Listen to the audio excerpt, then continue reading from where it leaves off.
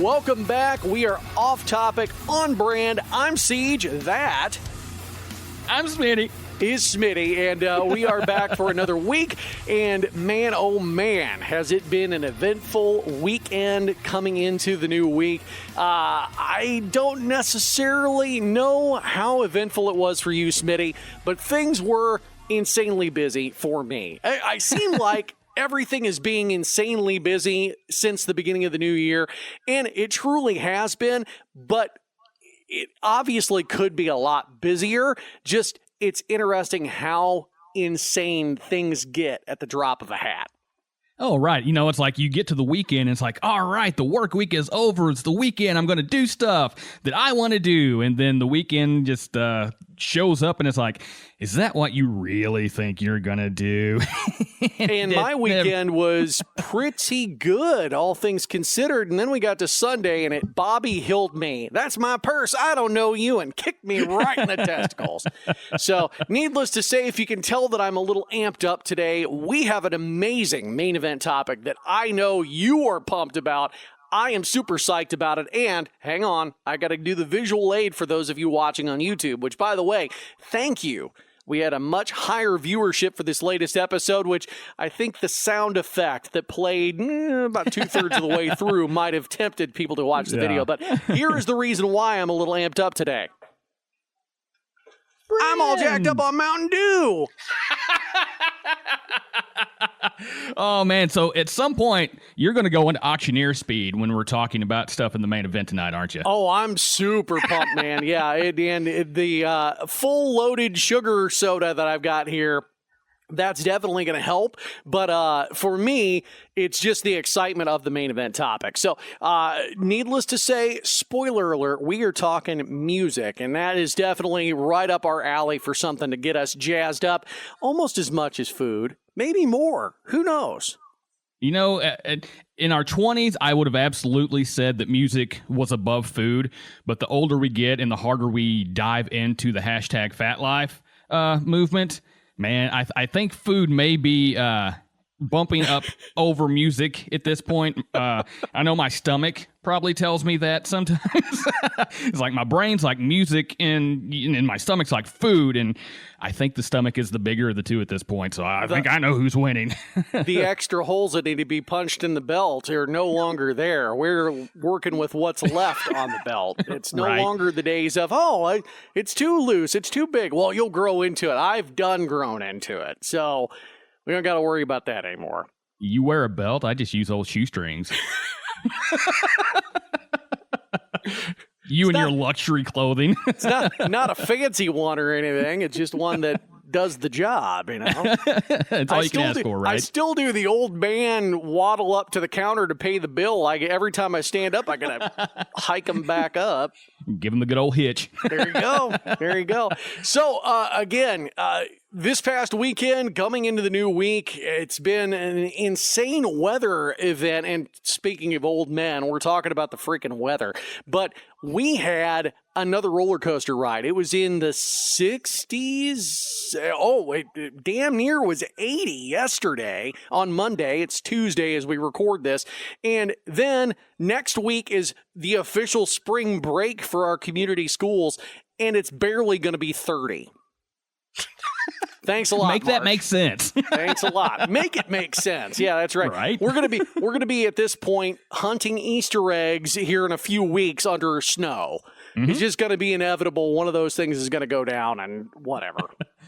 You just got to ride it out. That's how it is here, too. We got up, I think my truck said 78 today. It was like 74 yesterday. Over the weekend, it was mid-60s and something like that. And then I think by the time Monday rolls around, it's like a low of 22 and a high of 38. Again, math is not mathing. Mother Nature does not math right. Apparently, we've got meth addict math is what's going on. It's the 12 seasons of the Midwest is what we're dealing with, and we're somewhere between actual spring and that third winter Period, I think. It's amazing that we live in an area where, man, I really love all 4 seasons, but by God, those 4 seasons don't love me back. I know the 4-season time frame is like you get 2 weeks of good spring, you get 2 weeks of good fall, and everything else is either hot or cold. There's no real buffer zone for anything else other than that. And the 2 weeks of good spring are not back to back, because it'll be one good week and then you get nothing but pollen, so you're dying. And then you get another good week right before it really turns to summer. Yeah, I've noticed a couple of the Bradford pear trees are starting to bloom, and every time I drive by them, I flip them off. I have no other response to those bastard trees. I'm just like, you make me sneeze, assholes. Take that. I hate you. I hate you so much. It's a with a passion, man, with a passion, because I know what they do to me. It's one of those things where I'll see them start blooming, and I guarantee you, now that I see them blooming, within the next week, I'm going to be waking up in the morning. It's like, again, I hate this. I can't smell anything. And then I'm trying to talk at work, and it's like, 10 for it. Well, the good news is we know it's not COVID. We just know it's that time of the year. Right. So, man, why don't you lay everybody out how your weekend went? Let's hear how your weekend went, because I got a little bit of insight from you. I guess it was Monday morning. I thought you were going into a really good weekend, especially Sunday, and I'm getting vibes that it didn't go that way. Yeah, so we had on Friday just great evening at home, no big deal. Saturday, my daughter had a birthday party to go to, and it was kind of weird. It was at a bowling alley, but it wasn't until later in the afternoon. So it was slow roll play. Okay, we got to get you there about 3:00 or whatever. So my wife had to work at the public library over the weekend, and then waited until, well, I guess it was like 11 or something.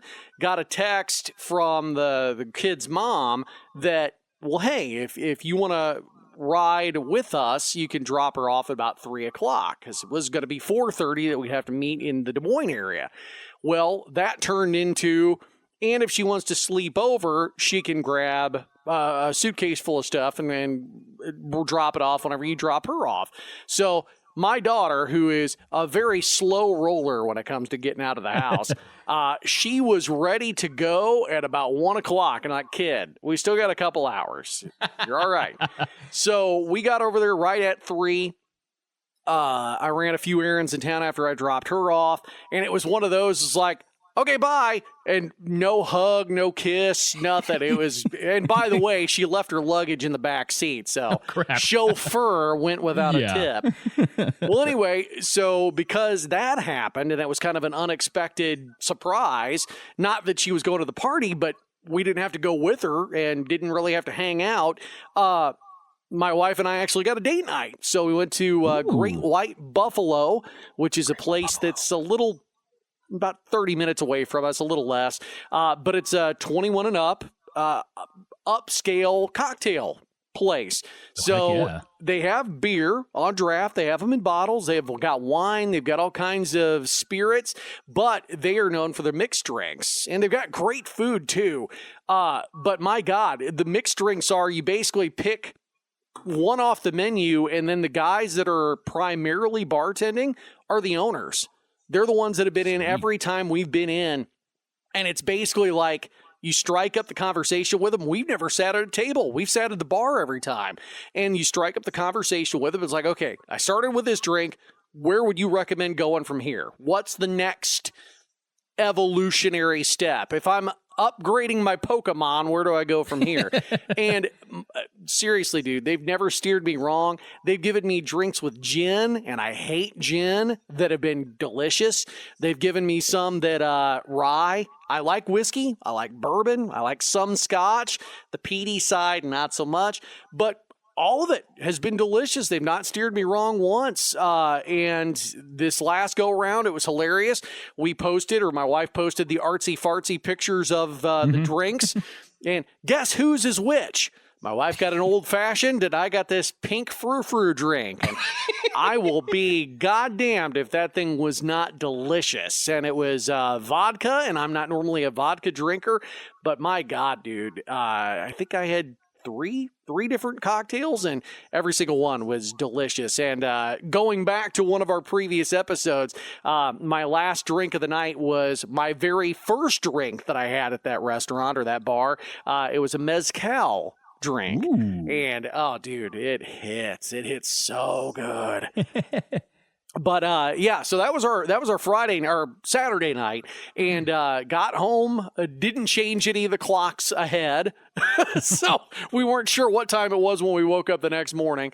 But yeah, pretty good. We didn't have to go pick our daughter up until after lunch, and she was worn out, just beat, but happy.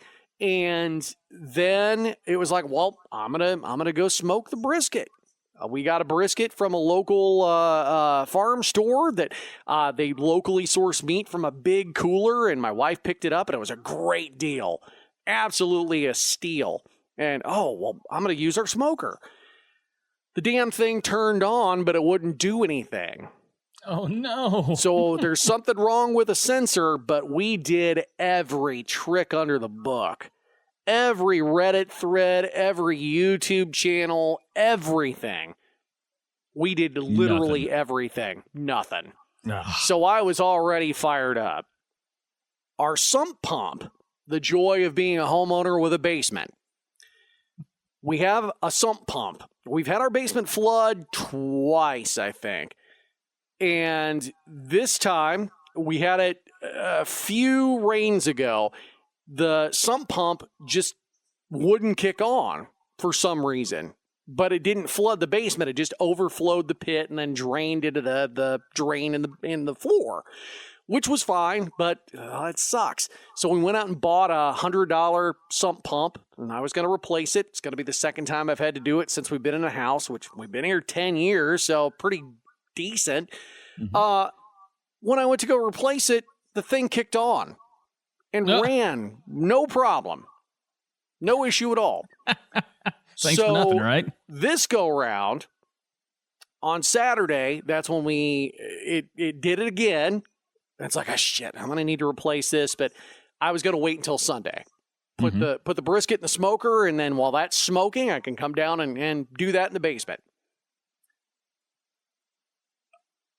The setup was just different enough that there was PVC pipe that needed to be sawed, and there was all kinds of stuff that it took way longer than it needed to. But I did do it on my own.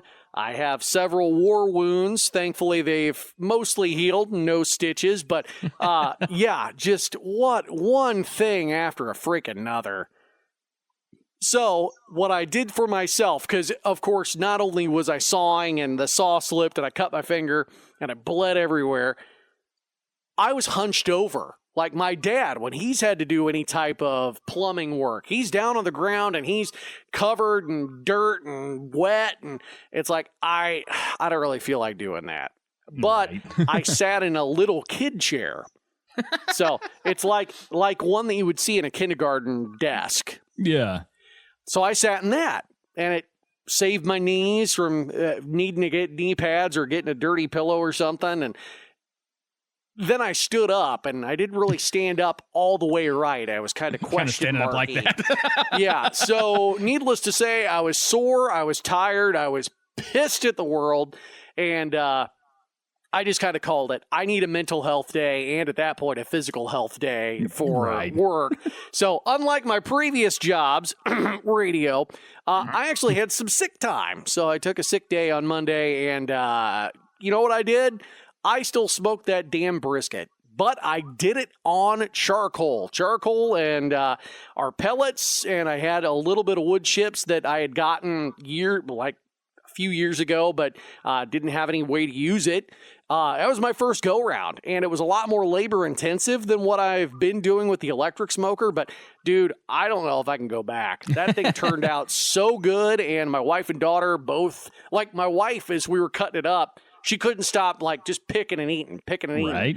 So it was like, you're going to be full before you get your plate down. And then my daughter went for seconds of everything. So it was a good day, and I felt really accomplished then. I made potatoes seasoned in the air fryer, and then I also did corn on the cob in the milk and water bath, and I even made sun tea yesterday. So it was a great mental health day, and also my daughter, to brag on her for a moment, had a great parent-teacher conference. So awesome. We are everything's coming up Millhouse, my man.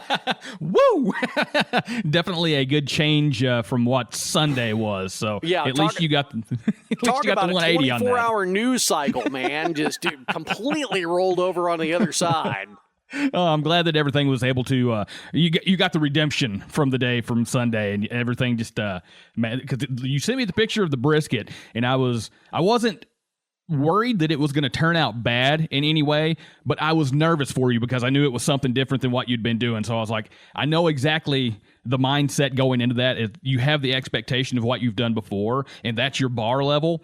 And so anything that wouldn't meet that is going to be an automatic, I don't know if disappointment would be the word, but definitely that this isn't what I expect from a brisket. So to see that, and when you sent me the video of you cutting into that thing and the juice coming out, I was like, yep, you nailed it, man. It was definitely one of those crowning achievement moments. It was not only did I do a hard house owning thing, I also did something that was a fairly labor intensive hobby thing, and both turned out well. What the hell's going on here? Especially after everything that had happened previously, it's like, what's going to fall from the sky now? I mean, if I would have been in your shoes and all that played out over the 24-hour period, I think at the end of the day when I was looking at the brisket and everything, I would have just been singing, "Now you're a man."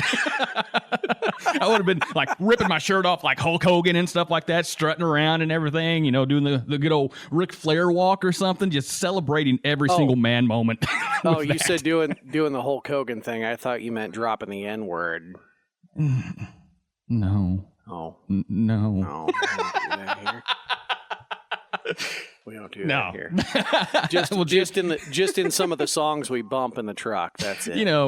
And we don't even say those. We don't say the word. No. We hear the word. It's part of the song. It's kind of the Turk and JD thing. It's like you don't say it.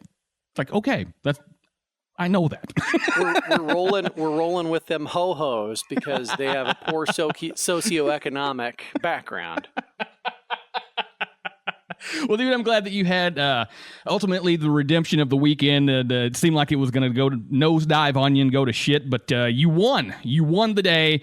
You made the meat. The meat made everybody happy. So I'm glad that, your meat made people smile. Well, I mean, that's something to hang my hat on. Not the meat, but the sentiment. It's not very sanitary. Yeah, Well, dude, I had a good weekend myself, and it was very much low-key. Like, I went into the weekend not expecting to do anything, and I kind of accomplished that. Friday, actually, toward the end of the day, Snap hit me up and was going to be nearby, and I was like, you know what? You're going to be in the area about the time I'm getting off work. Are you going to be able to hang out for like a little bit when you get done? I'll come see you for a little while because we haven't had a chance to see one another in a while. And I was like, I'm just going to shoot my shot here, see if this works. She's like, yeah, I could do that. It's my last thing I'm doing for the day. So, yeah, let's meet up. So, drove over and met her. We didn't hang out for a long time, just kind of talked and listened to some music and laughed a lot. And I think at one point even messaged the group chat while we were sitting there together. And I was like, heck yeah, this is a good start to the weekend. Just got a little bit of hangout time with her. And so got back home, had myself a good old Friday night beer. That's kind of my one beer for the week that I know I'm going to have. And it's just kind of my wind down, wrap up the week sort of thing. And kind of hit everybody with my horrible Stone Cold impersonation on Snapchat, but I've been watching that dude that does the Stone Cold impersonation singing songs, and it's in my head, and so all the time I'm walking around going, what?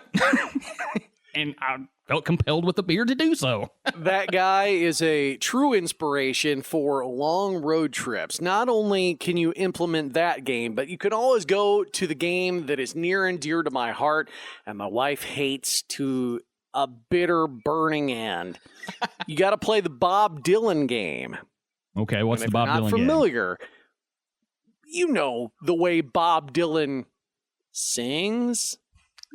Whatever modern music you're listening to, you have to sing in the cadence of Bob Dylan. And basically the game it's kind of like chicken. It's who can last the longest without just losing their freaking mind. Generally speaking, my wife cracks before I do. Yeah, I mean, if you're in the driver's seat on that one and you're taking over, like if you're listening to Holy Diver, you've been gone too long in the midnight sea type stuff, you just got to run with it. Yep, you got it, sir. Yep. So that is a new one. If you are not already playing, now you can at home. I'm going to have to put that in my road trip book for next time, 100%. So, yeah, heck yeah, man. Saturday came along, and I got up, I did my chores, which normally my weekend chores, I've got to a point now, it's just laundry and dishes, and I vacuum every week, whether I need it or not, just because I need some discipline in my life, and I want much more cleanliness than what I had in the previous part of my life. So it's like I'm kind of making sure that I do that every weekend. Counters are clean. I'm not eating off the counters, but I don't want it to look like I have a bunch of squirrels coming over and eating off of them, things like that. Just making sure stuff's clean. And it helps keep my brain fresh. And so went through and did that. And dude, I took a nap at I laid down about noon, I guess it was, and turned on the TV for a bit. And I was just like, I think I've made a mistake here. Boom, I'm out. And so I woke up. And I came into the living room, sat on the casting couch for a while, just hung out. And I was like, I wonder what's on TV here. So I rebooted watching Cobra Kai, which is on Netflix. I watched the first couple seasons years ago and had never seen anything from, I think, the third season on. So I just got to thinking, you know what? I'm going to try this again, rock it and let it ride. I'm into the third season now, so apparently it worked out. But I laid down on the casting couch for a bit, and the next thing I know, I'm out again. So I double napped on Saturday, and it was freaking awesome. But then I woke up, and my buddy Randy texted me. He's like, "Hey man, basement beers tonight. A couple other guys are coming over too." And I was like, "Okay, yeah, I'm down." And so ended up going over there, and we listened to several good albums. I think we listened to Atlanta Rhythm Section was one of them, which one of those bands that's not wildly popular in the whole grand scheme of the world, but have their music kind of borders on this bluesy yacht rock type stuff. Yeah. And so heck yeah. And that's right up your alley, man. Oh, dude, we were vibing to that hard. And he threw on a Cave In album that he had just got, so we rocked some Cave In. And Doom Riders and a couple other things like that, and just sharing some stupid videos on YouTube. And it was just me and him, my buddies Trevor and Diesel, we're all there. So it was just kind of like the old gang hanging out. And gosh, I think we all hung out till past 11. So it was well past old man bedtime at that point. So I got home and just hung out for a little bit, went back to sleep. And then Sunday I woke up. And because Saturday it had rained in the morning, and so most of the day it was just kind of a dreary, dismal sort of day. And I think that probably was what led to the dual nappage. It was a perfect day to do something like that. I wasn't wasting anything that day. So Sunday got up and a little chilly after the front rolled through with the rain, but the sun was out, and it was. I looked at my weather app, and it showed that it was going to be pushing into the 60s. I'm like, you know what? Sun's shining, nice and blue. I'm going on a walk, and I didn't do 4.5 miles or whatever crazy number I did the last time. I stopped it at 3.5. I took a couple different directions this time, but dude, it was so nice because the walking trail that goes through our park here, it goes alongside this creek. And this creek was flowing, man, the little places where the elevation goes or drops over the rocks and stuff like that. There's little falls and things. And I was just, the whole time I'm just walking, looking at all this stuff. I'm like, yeah, nature, bitch, right? And so I was just I was in my own little world and just kind of vibing with nature and everything. So I did that and cooked up some healthy-ish food. I did, what did I make? I did a broccoli stir fry with some salmon and rice and everything. Yeah, dude, I hit it pretty good, and I felt pretty good Sunday. Like, all right, I'm doing healthy stuff. And then I think I ate a bologna sandwich later and probably just ruined everything that I had already done for the day. But that one meal and that one walk, yeah, I'm healthy for 2 hours. But, hey man, yeah, just coming off of our last episode, now your step tracker is going to say, hey, you got 2 days you could be proud of not being fat. Right? I think actually my watch looks at me and it kind of does the whole thing. You know, when you spend a bigger amount of money at a store and you get the alert on your phone, it's like, is this you? I think my watch kind of did the same thing. Like I'm going through walking and everything.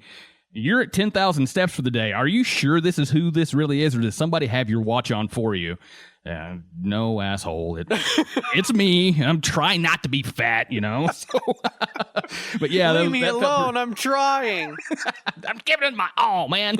But yeah, and then, you know, with the time changing over the weekend, it just kind of the whole day seemed like it buzzed by, and next thing I know, it's shoot 9:30, 10 o'clock, and talking to Snap for a little bit. And it's like, holy crap, I probably need to get to bed.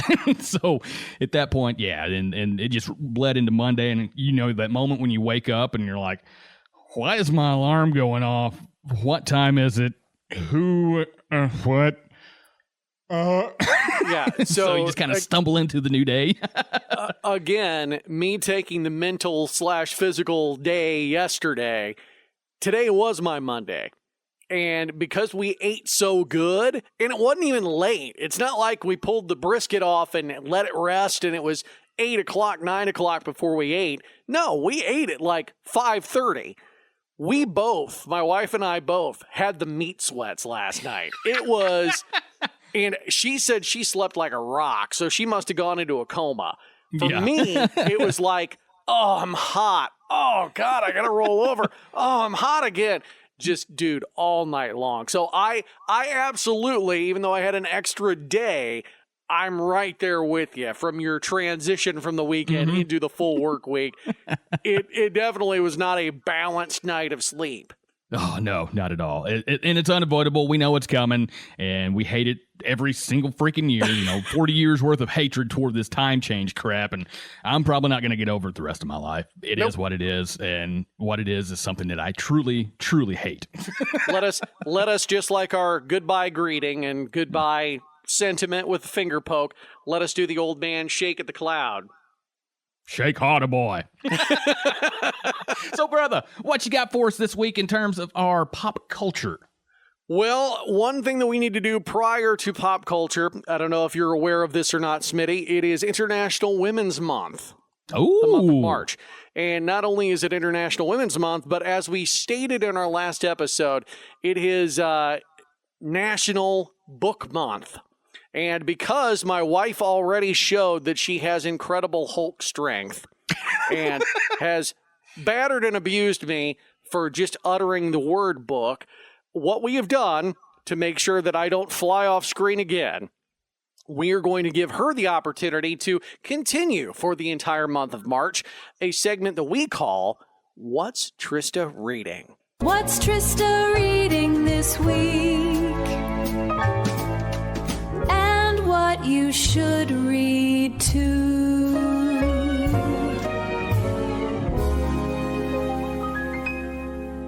This week, Trista has read a lot of books, just like any other week, I guess. I finished the Cottonwood Cove series, which didn't take me very long. I think I read through all 5 books in about a week. And those are by Laura Pavlov. I've really, picked up this author just on a whim. It was kind of recommended to me because of other books that I've read. So this author I've really enjoyed so far, so I am going to continue reading her books. And so immediately once I finished Cottonwood Cove series, I picked up the next series that she has, and it is called Always Mine, and it is part of the Honey Mountain series. So it is the first book of the Honey Mountain series. I just started it, I believe, yesterday. I had parent-teacher conferences, so I didn't get, as much reading time in the evening as I do sometimes. So then I'm also reading The Magnolia Inn, which is the start of another series. This one is by Anne Marie Meyer. Very similar to the other author that I am reading. Don't mind that. That was the cat. And I just wanted to check this author out. I keep getting recommendations from her or about her because of other books that I've read. So far, this one is also pretty good. Those are all on my Kindle or Hoopla, which I get through my public library. I really hope that if your library, if you go to your library, I really hope you do, that you are able to use those services, Hoopla, Libby.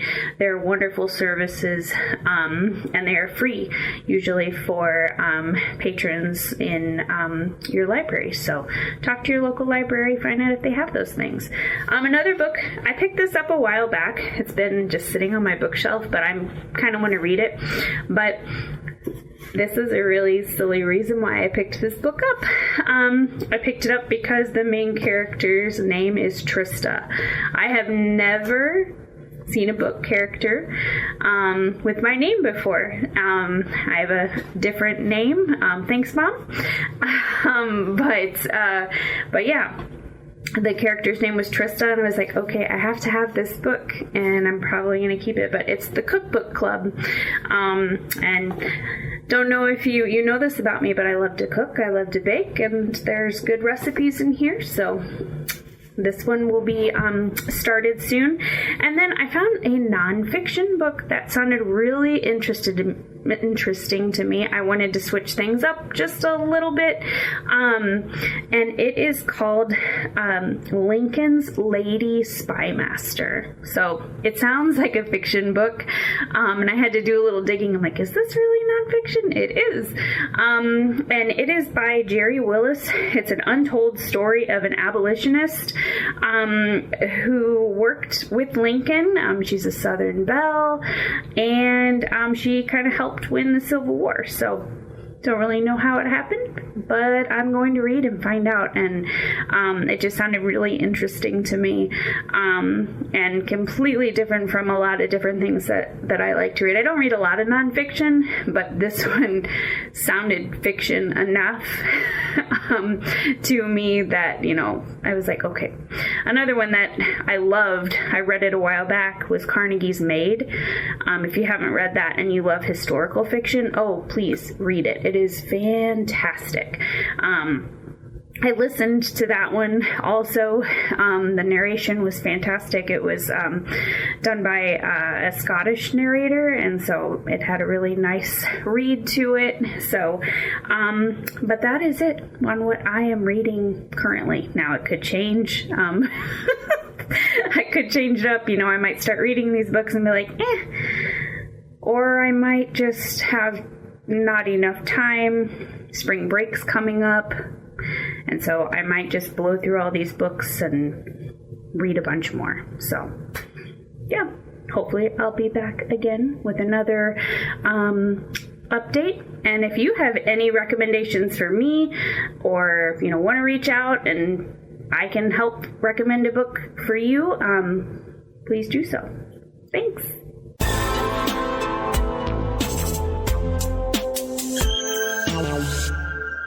All right, we are back. It is pop culture time, and Smitty, what do you have this week? Do you really have anything? I was trying to think of stuff.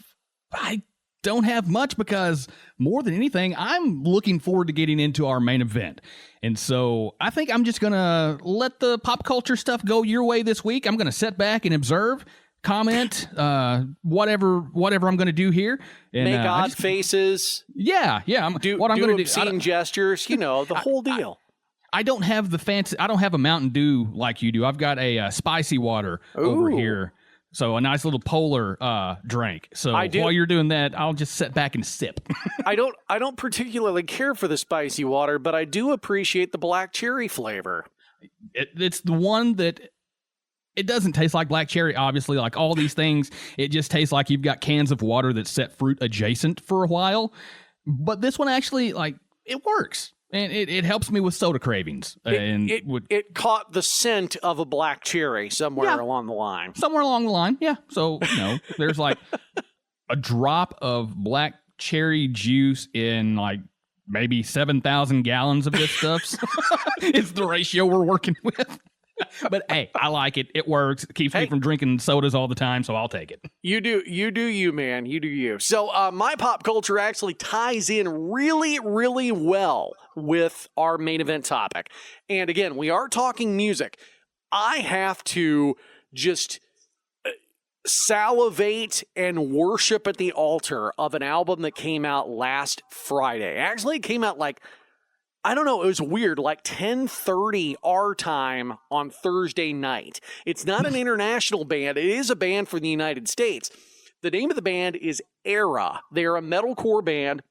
We have been lucky enough to see them. They actually were an opening act on a tour that came through Des Moines last year. Yeah, last year sometime. And we left before the headliner got 2 songs in. None of us, my wife and I, knew of them, and our daughter didn't know anything about them, but her gymnastics coach liked the headliner. So we stayed long enough to say, hey, we saw them. Here's a picture for her. But we didn't care. We got to see Era, and dude, they smoke. They're badass. Not only are they amazing musicians, they sound almost better live than they do on the albums, and their albums sound great too. Awesome production, just amazing instrumentation, and that is the whole reason why worshiping at the altar of this new album. It's called Silence Outlives the Earth. The album is only like 45 minutes long. Every song rips, and it's not even like a full-blown thrashy metal, you're going to headbang every single song. At this point, they are just showing off their riffage and the ability to harmonize, and they've got the dual singer thing. They've got the screamer and they've got the clean vocalist. And the clean vocalist is actually, I don't think he's the lead guitarist, but he is one of the guitarists in the band. And seriously, man, anybody that's got any type of musical background or even a music appreciation, you should check it out. There are so many standout songs on the album. They dropped 4 singles prior to the album's release, so we had kind of an idea of what the album was going to sound like. But even with that said, I don't think we anticipated it being this good. And it's only March, but I'm already saying that this is going to be a contender for Album of the Year. If not for a lot of people, for my family, for sure. So again, probably the standout track for me is Spiral of Liminal Infinity. I've just shortened it to Spiral for a little easier consumption. But that song, I think, is the standout track. Of the ones they released as singles, they released Gore of Being, Echo Sonata. And Echo Sonata is probably the one I would recommend to check out if you're a guitar player, just to see. You guys are just showing off. This is bullshit. It's one of those, if you're a newbie guitar player and you pick up and, I want to listen to this song and see if I can, you just hear it and you go, fuck you. That's when you start playing clarinet. And then, Gore of Being, Echo Sonata. Let me see. Was there another one? Oh, yeah, Further Eden, which was the song that automatically told me. Like, the other 2 were very, very good, but Further Eden kicked the ever-living shit out of me and my wife. Like, we were like, oh my God, this record's gonna be a monster. And then the last single they dropped, and it was like the week before the album came out, it was called One, The Many Names of God. And that, I think, is the heaviest song on the record.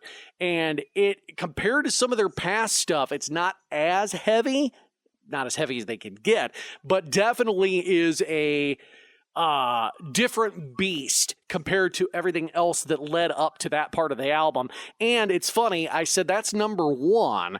It's actually part one of 3 segments. And instead of like bands that kind of sprinkle it throughout the whole album, or here's part 1 on one album and then part 2 on another album, they have it in a sequence. So it's the last 3 songs of the album, 1, 2, 3.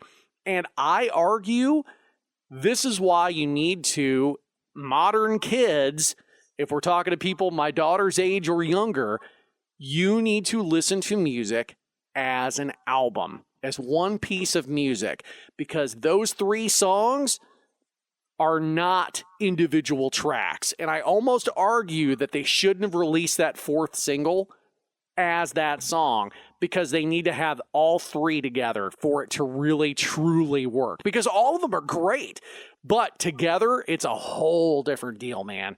And again, I can't recommend this enough. We love them. They sound great. You may not be a metalcore person. You may not be a super heavy person, but there's definitely something on this record for everybody that is one genre and one genre alone listener. If you're just a pop person, you might not like it. If you're just a country person or just a rap person, can't say it's going to be for you. But if you just listen to it as somebody looking for something new and want to hear something different, but just heads and tails above so many other artists that are trying to do the same thing. Again, Era, Silence Outlives the Earth, brand new record out streaming now. You can buy it. They actually did an unpackaging video of the different variants of vinyl they have, and the packaging is just super cool too. So they went all out on this deal. Oh, heck yeah. You shared a couple of the songs with Further Eden, and it was one that definitely jumped out and grabbed me. And I went and listened to, I think I listened to the first couple tracks on the album when it released, and I was like, all right, yeah, I see, I get you, I get what you're doing. So I'm going to take the time to fully digest the whole album here at some point when I have some time, just to sit and not have to skip around or anything, driving back and forth to work, so I can just listen to it in that one good listen like that. But yeah, you got me onto them. Last year, end of the year last year, and I get it. I get it now. So everything you said, I believe it. They've been around for a while, but their last record before this one, it stomped ass. Mm-hmm. And the first 2 singles they dropped off it had me hook, line, and sinker. So again, I will worship at the altar as long as they continue to put out music. And they're also one of those that, unlike other bands that we've talked about in the past, where for whatever reason, there's one particular song or one brand new album that comes out that unlocks the door. Oh, I get it now. And you could go back and enjoy some of the older music or just appreciate where they came from. Era is one that you can go back, and once you get hooked on them, whatever song it is, there's no real learning period, no learning curve. You can go back and enjoy everything. The only difference is you're just going to go like, my God, how are they getting better? I don't understand it. It doesn't compute. But yeah, again, I can't recommend it enough. And if you ever get a chance to see them live, whether they're the headliner or they're opening for somebody that you would rather see more, they're definitely going to make the headliner, whoever it is, work, because they brought it. And they absolutely continue to bring it. So, again, looking forward to seeing what the rest of their set lists are going to look like now with the new material mixed in. So, and sir, I think between talking music and talking about seeing bands live, does that transition well into our main event topic? Dude, that is the perfect transition into it, because we've concocted something this week, and we've done something like this in the past, just back and forth talking with one another at work, and we got to thinking it's time just to bring it to the podcast. We have this format, we have this platform right now that we can make this idea go from our brains and our fingertips from our mouths out to the people's ear holes. I got to stop saying in everybody's ear holes. I'm not going to, because I like to be in your ear holes. But what we've decided to do is we are going to do the off-topic, on-brand music festival. And the way we've decided to do this is we're going to have the Siege stage and the Smitty stage. We're going to be mixing both of us are going to be mixing whatever we feel like. Now, we really didn't have much in terms of parameters for this, other than the headliner had, was it 1 million or 10 million average monthly listeners? I think we just set it at over 1 million. Okay, so that was the only real basis that we had, and it had to be an active band. It couldn't be it couldn't be a band that's disbanded or had, broken up, disappeared, members passed away, whatever, many, many years ago. It had to be somebody that is still actively touring, still producing something and having the following that they do. But other than that, we really didn't have anything stopping us. We didn't look at it as this was going to be an all rock and metal festival. It's not going to be, your stage has to be country, your stage has to be rock. It was nothing like that. Basically, whatever our brains could come up with, we decided to do 10 artists and bands per stage. And the way that we're going to present this to you is we're going to throw out songs that we hope that we hear these bands play, that we want to hear them play. But we're going to make a playlist, which I'm going to upload alongside the episode as well. And we're going to put, for each band, the one song that we feel they have to play. And so we'll make this fun little playlist. We hope that everybody listening will also want to contribute. Tell us your bands that you would have on a stage. Tell us, if one of our bands has a song that we didn't mention. It's like, I really think this song would fit into your playlist. But other than that, we just got really wide open on our thinking to throw together kind of this something to Palooza type festival. And so, my man, Siege, how about you kick us off for the official first act coming out for the Off Topic On Brand Music Festival?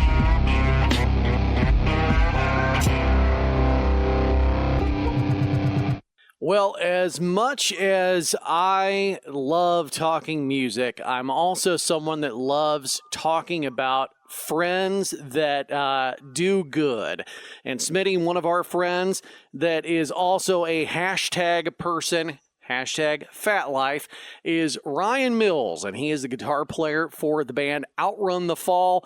I can't think of a better band to be the opener of our festival on the Siege stage, and they've got quite the extensive catalog as a local/regional band in the St. Louis area. A lot of great songs. Wolf Tiger is one of the very first ones I heard once he joined the band and was actually participating in not just playing along, but also contributing a little bit. To the Grave was a killer tune. Burning Alive was probably the one that it's like, oh man, these guys are really doing something special here. Not just, hey, I really wish that I lived closer so I could check them out. But like really, oh man, they're really clicking.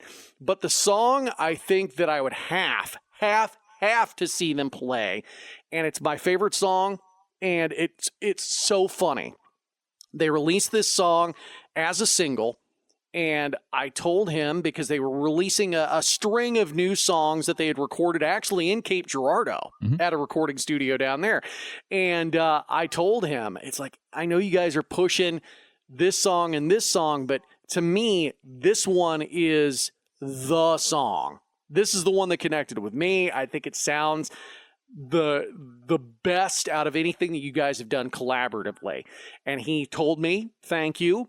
I actually brought most of this song to the table. So unknowingly, without being my hand tipped, Cost of Lies is the song that I love the most out of anything that they've done. And lo and behold, our friend Mills is the one that contributed a lot in the formation and the creation and the production of this song. So again, Outrun the Fall, Cost of Lies would be my first pick for opening band and probably their closing song on that stage.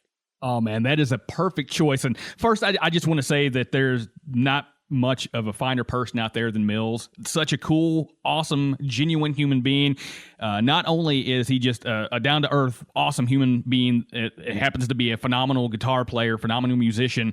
The dude has impeccable taste in snacks. That guy is just like the snack Sherpa, as far as I'm concerned. You're taking me up Fat Mountain, buddy, and I'm right along with you for the ride. So, how about we name Outrun the Fall our official band of Off Topic On Brand while we're at it? I am absolutely on board with that, sir. I can support that decision. So, Mills, buddy, thank you for contributing to this song. I fully agree. This song is an absolute banger of a track. So, you chosen very well, my man. And you're kicking things off, and you're putting some pressure on me to present my first artist. And yeah, so we're just gonna jump right in and launch this one out here. Now, my first artist, I'm getting all over the board on my playlist, my stage. And I'm going to start it off with an artist that is new to me, and some of you may know who it is if you've watched Shoresy, and that is Joe Dolo. Now, I had no freaking clue who this human being was until the first episode that he was in Shoresy. And the first song that he was, as soon as he launches into that episode when he's being introduced into the show, the very first thing that you see is him rapping. And immediately I was like, okay, so this dude's a rapper. That's awesome. Okay, where is this going? And they keep bringing stuff in about him as the shows and episodes go on. And so I found myself like, okay, I'm such a big fan of this show, I've got to check this out. So I went to Joe Dolo's Spotify page, and he really doesn't have a whole lot of plays, which kind of surprised me because I thought maybe he was a bit bigger than what he is, because it seemed like he does have some connections that I've seen when looking him up. But he's only got a couple songs that have got over 1 million. I think maybe one has over 1 million streams, but everything else is in like 70, 80,000, maybe 100,000. And I was just like, man, this guy would be perfect for this stage because he's not super huge in terms of the musical following at the moment, but people know who he is if you watch Shoresy, which I feel like a lot of people are watching Shoresy right now. So going down his playlist, he's got some really good songs like No Discussion, Go, Dream Big, One, and I believe No Discussion may have got some play on Shoresy in that same episode. But the song that he absolutely must play, and I feel this would also be a great closer song, is Feel Blessed. Now, this is the song that he is actually rapping in that introductory scene to episode 2 of Shoresy. And that song just has such a cool beat to it. He's just sitting there, he's flowing, he's doing and everything. And that song, it just gets you in such a good mood. And it is absolutely a song that you turn it on, you're just like, yeah, I get that. I see why man says he's feeling blessed. And I'm just, this is a summer vibe type song if I've ever heard it. And so for him to close the opener of the Smitty stage with that song, that would be perfect. So yeah, Joe Dolo, you're up first, buddy. I can absolutely get on board with that handsome man. I love Dolo as a member of the Shoresy crew, and I can honestly say I was unaware of his musical background, shy of in that episode. Mm-hmm. So that's one I'm going to have to go check out. And yeah, for sure, to have him on the any of the stages, let alone the opener on the Smitty side stage, hell yeah, man. We can get on board with that handsome man, and yes, he's a beaut. Oh yeah, we get to do a nice crossover between fandoms and just enjoy the vibes that he's bringing. So my next artist that I'm going to have in the roster, in the lineup of the Siege stage, is another one that we were able to catch live, and I had super, super high expectations for them. And it's funny because they were actually the opening act of the bill that we saw them on, and I was more excited for them than I was the headliner. The name of the band is Avoid. They're from the Seattle area. They are, well, the Washington area, Washington State. They are just out the gate, punch you in the mouth. They are so fun. It's very hard to classify them. I want to say that they're more alt rock, but they're heavier than that. They're not quite metalcore. They're not quite punk.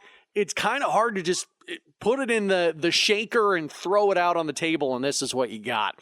They are nothing but pure kinetic energy. They make you want to get out and move. They cause not only pits to break out, but crowd surfing is back in a big way, I think in a big part to them, and actually got to witness a person laying flat with another person surfing on top of their body as they were getting crowd surfed at the show we saw. So when you have the vocalist who's begging for action and movement and this, that, the other, and saying, that's the craziest fucking thing I've ever seen, it's pretty telling. But they have been just knocking out of the park right and left. Anytime I see them get added onto a tour, A, I'm excited for them, and B, it makes me real jealous that they haven't come back through the Des Moines area. But Song About James is the very first song I heard by them. I was hooked immediately. There was no questions asked. I need to know more about these guys. Can't Take This Away is a killer song. It's super fun. They actually play the guitar riff from a Red Hot Chili Peppers song in it. It kind of catches you off guard. And there's a saxophone part in it. Then Sour Apple is off of their newest EP. It is a killer song. Definitely one, even though it came out toward the end of last year. I feel like it should be like one of those songs of the summer type things. It just dropped at a time that the song of the summer feels very outdated for it, but I feel like it can come back around this summer. And then my song that I'd love to see them close with is almost a troll song. And I say that because they just did their most recent tour was their very first tour of Australia. And I don't know what the cause of this was, but there was a show. They got 7 songs as the opener of this tour. They played this song 7 times.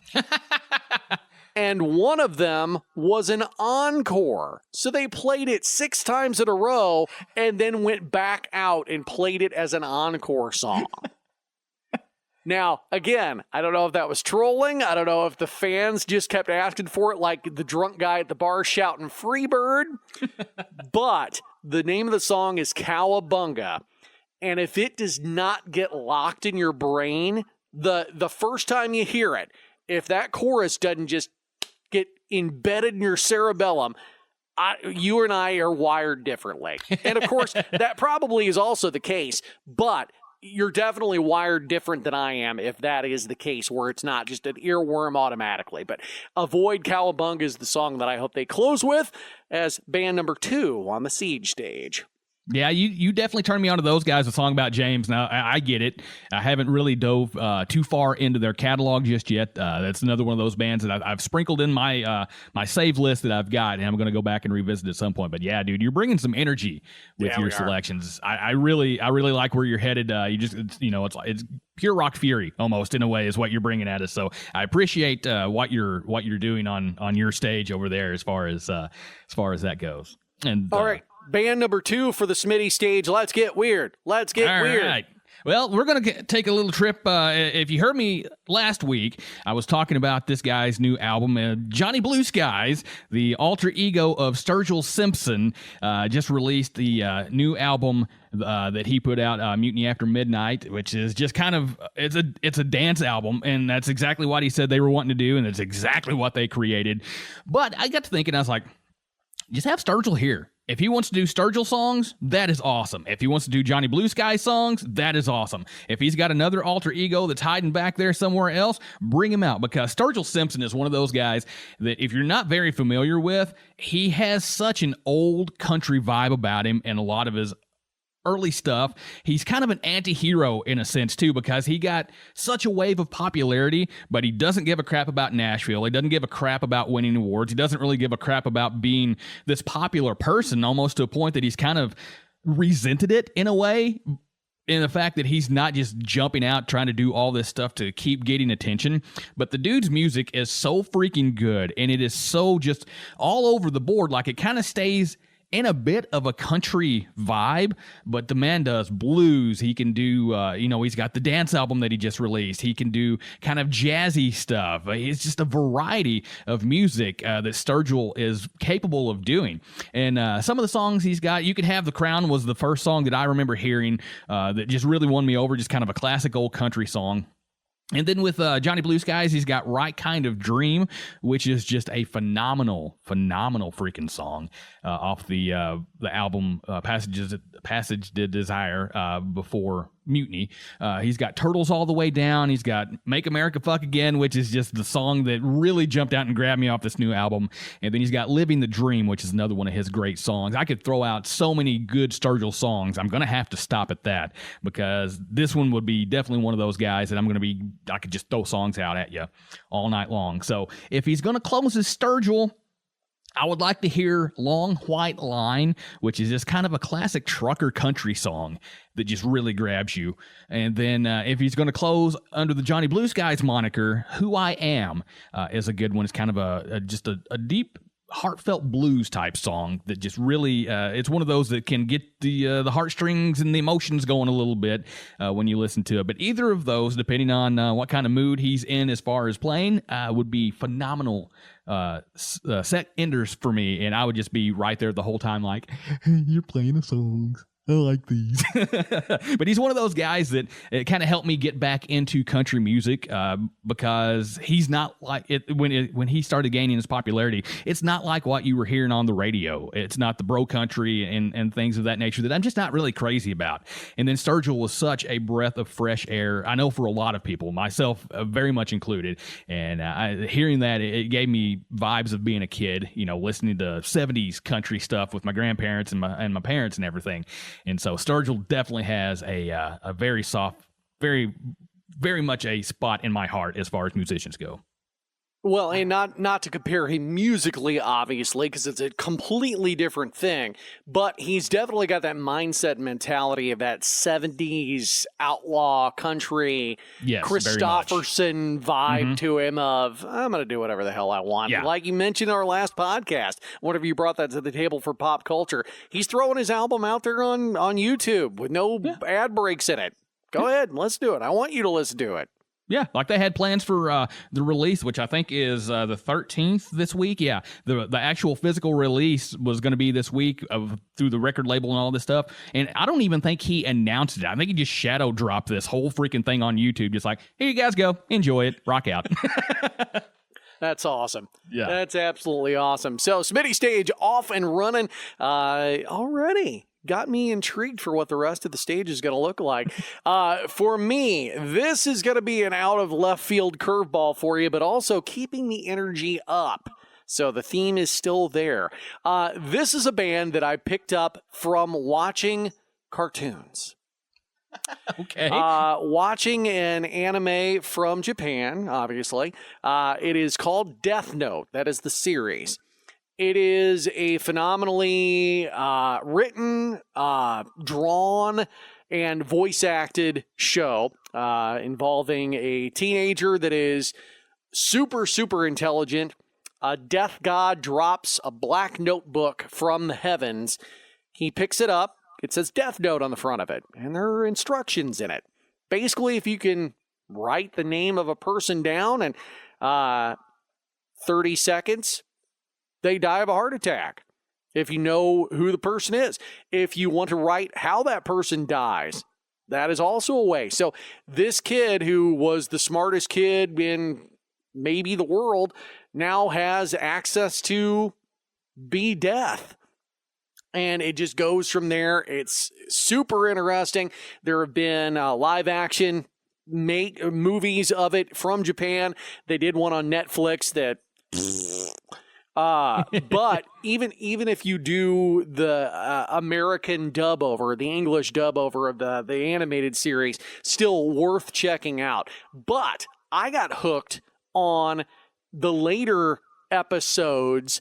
The opening song, the name of the band is Maximum the Hormone. Okay. Okay. So they're a Japanese hard rock band, metal band, and they have drawn System of a Down comparisons just because you really can't. They've got a little bit of a new metal quality to them because they do rap within the songs, but it is not the DJ Lethal Limp Bizkit type rap. It is very much we're going to do 18 time signature changes in this song, and none of it's going to make any sense, but it's all going to work. I argue that System of a Down is the English-speaking version or the Armenian version of Maximum the Hormone, just because of how weird they truly are. By comparing them to System, you're not giving them enough credit for how bizarro they truly are.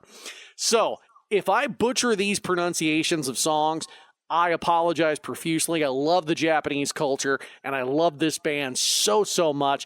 And they are still active, but they are not touring outside of Japan, which breaks my heart. But if you can check out any of their songs, Yoshu Fukushu is one that is absolutely high tempo, will kick you right in the ass. There is one that is like 900 miles long that I am not even going to attempt to pronounce, but the title of it is Maximum the Hormone 2. It is basically, it came out in like 2013, 2015, somewhere in there. They had pretty much stopped doing anything. They had a bad record label deal. They picked up a new record label, and the lead guitarist was actually so out of shape and had gotten so obese. The doctor basically said, you're going to wind up killing yourself way early if you don't rein it the fuck in. So he lost, like, it looks like a totally different person in the music video when they came back, but they are still the same band, still going just as hard as they were before, all of that. And it's killer because the lead guitarist and the drummer are married. So the drummer is a female, and she's got this cutesy, poppy little girl group band vocal interjuxtapositioned with the rapping and the screaming, and it shouldn't work. None of it makes any sense, but it's amazing. So that was their big comeback. Then another one is Koi no Mega Lover. That's one that my wife absolutely loves because the music video has a Japanese kid that looks like the white kid from Always Fly for, or Pretty Fly for a White Guy.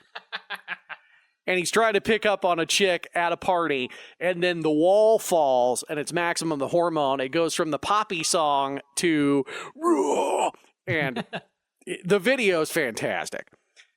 The one that you have to listen to, and the one I would beg and plead and cry and take all my money, this needs to be your closer on my stage, is Zetsubo Billy. That is a song. The music video is what they did for Death Note. That's the ending sequence as they roll the credits for the episodes. The live music video they did for it, you don't know what the band looks like. Because here are all these other musicians, like there's rappers rapping in parts. There's a pop singer whenever the drummer sings and does the cutesy female part. It looks like the Japanese Lisa Loeb doing a music video. And then there's these guys in like corpse paint that's doing like the music video shoot. And all of a sudden, each one of them systematically keels over and dies. And then you see the real band at the very end of the video performing. It's like, oh my God, it's awesome. I love you so much. So needless to say, that is my next one on my stage, the Siege stage, Maximum the Hormone. Heck yeah. Do they sing everything in Japanese, or is there like English thrown in, or? There are some interspersed English words from time to time, but primarily they're Japanese. It's very much like Rammstein is in regard to native language is always the top, but I think Rammstein actually even does more English than Maximum the Hormone does. So again, it's really cool, and for some reason, I know K-pop has gotten a lot of love over the last several years, and whether it be the boy band or it be the K-pop Demon Hunters, I do like a lot of it. But there is something to be said about J-metal and J-rock. For, you know what? You could have all the pop stuff from Korea, but keep the rock and metal from Japan. We're golden.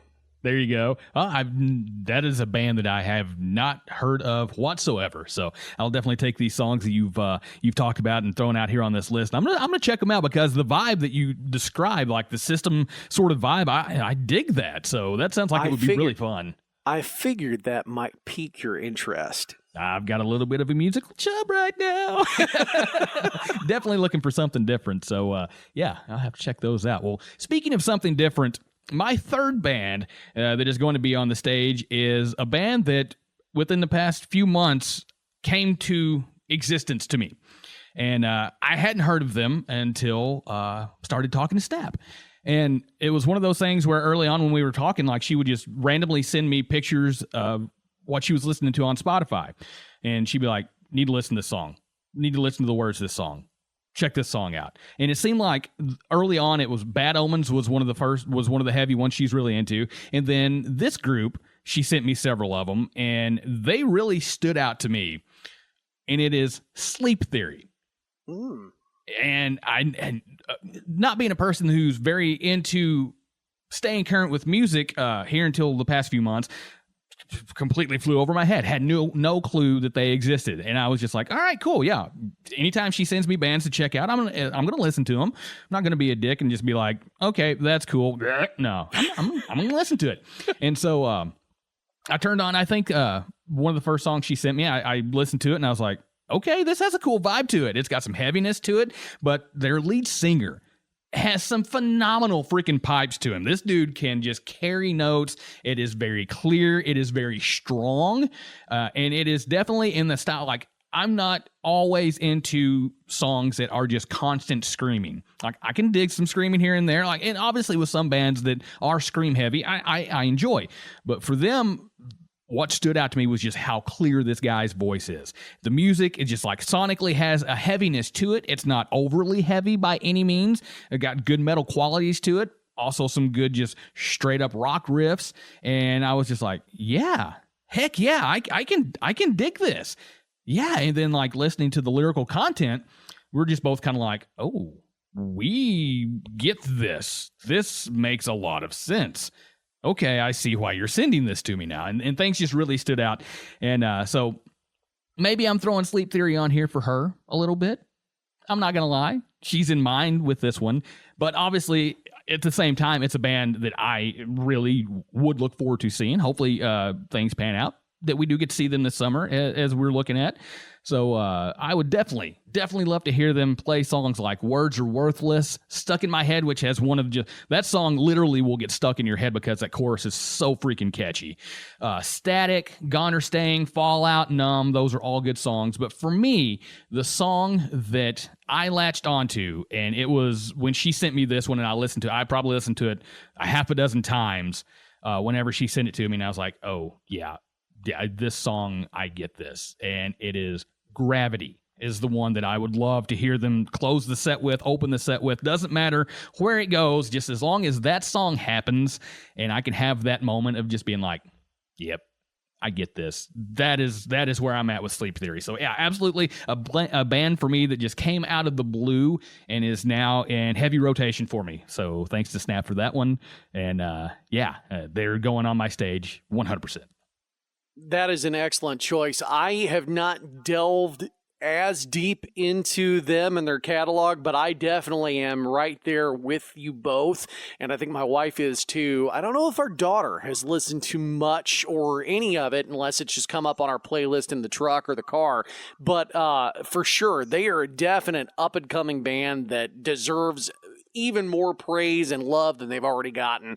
And it sounds like they are picking up steam because they're getting added to more and more shows. And I'm just glad there's one in your relative vicinity that's coming up that you hopefully will be able to go see. And also, I need to throw a timeout in there. Snap, thank you. Thank you for bringing my friend back. Yeah, she's... Because the drain stole that for a while, so we'll just leave it at that. Definitely unplug the drain. My next group will be no surprise to literally anyone that knows me or has known me for any length of time.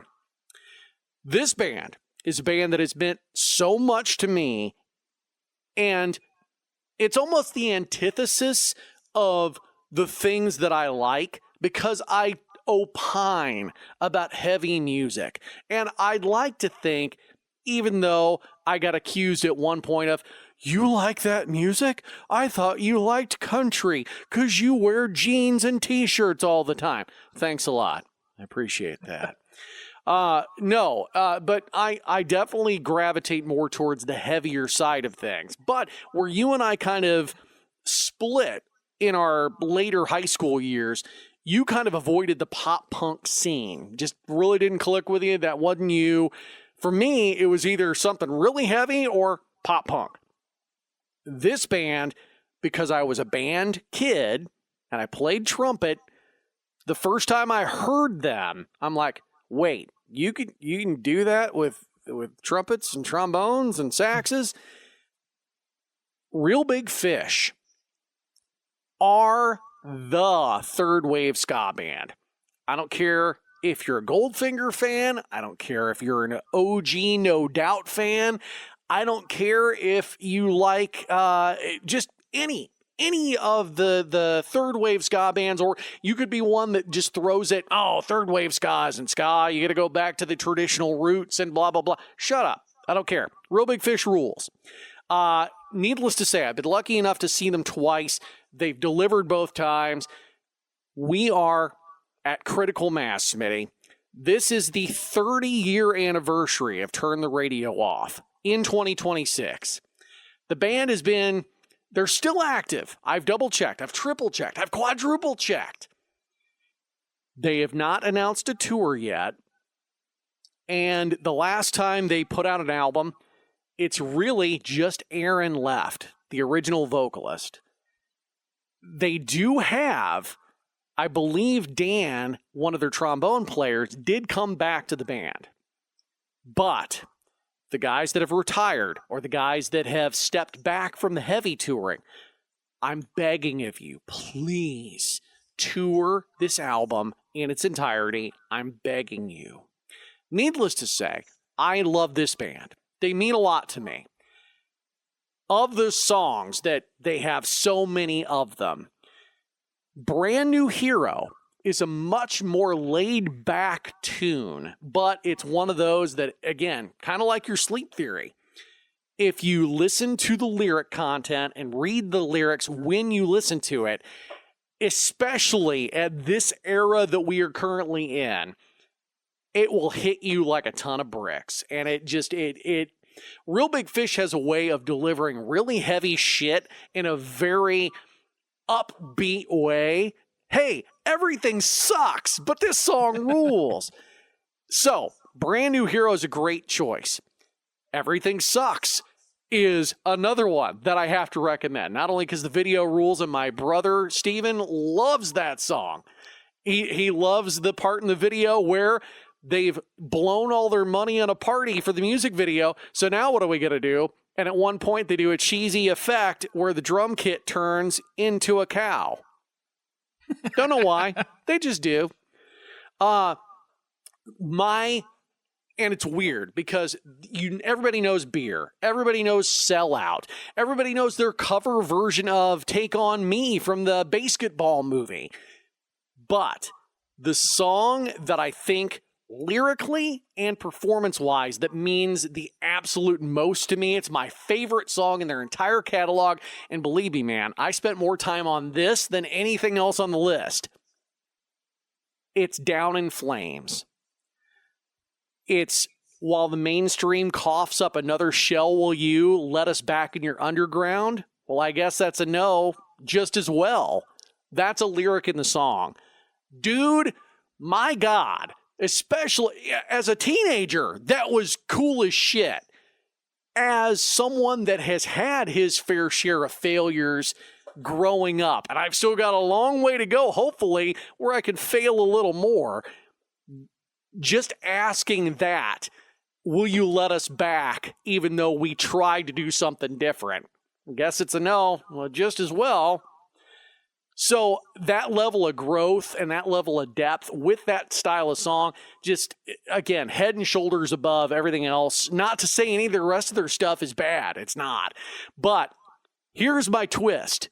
As much as I love that song, I uncovered something that I absolutely love and almost forgot about. They are known for their cover songs.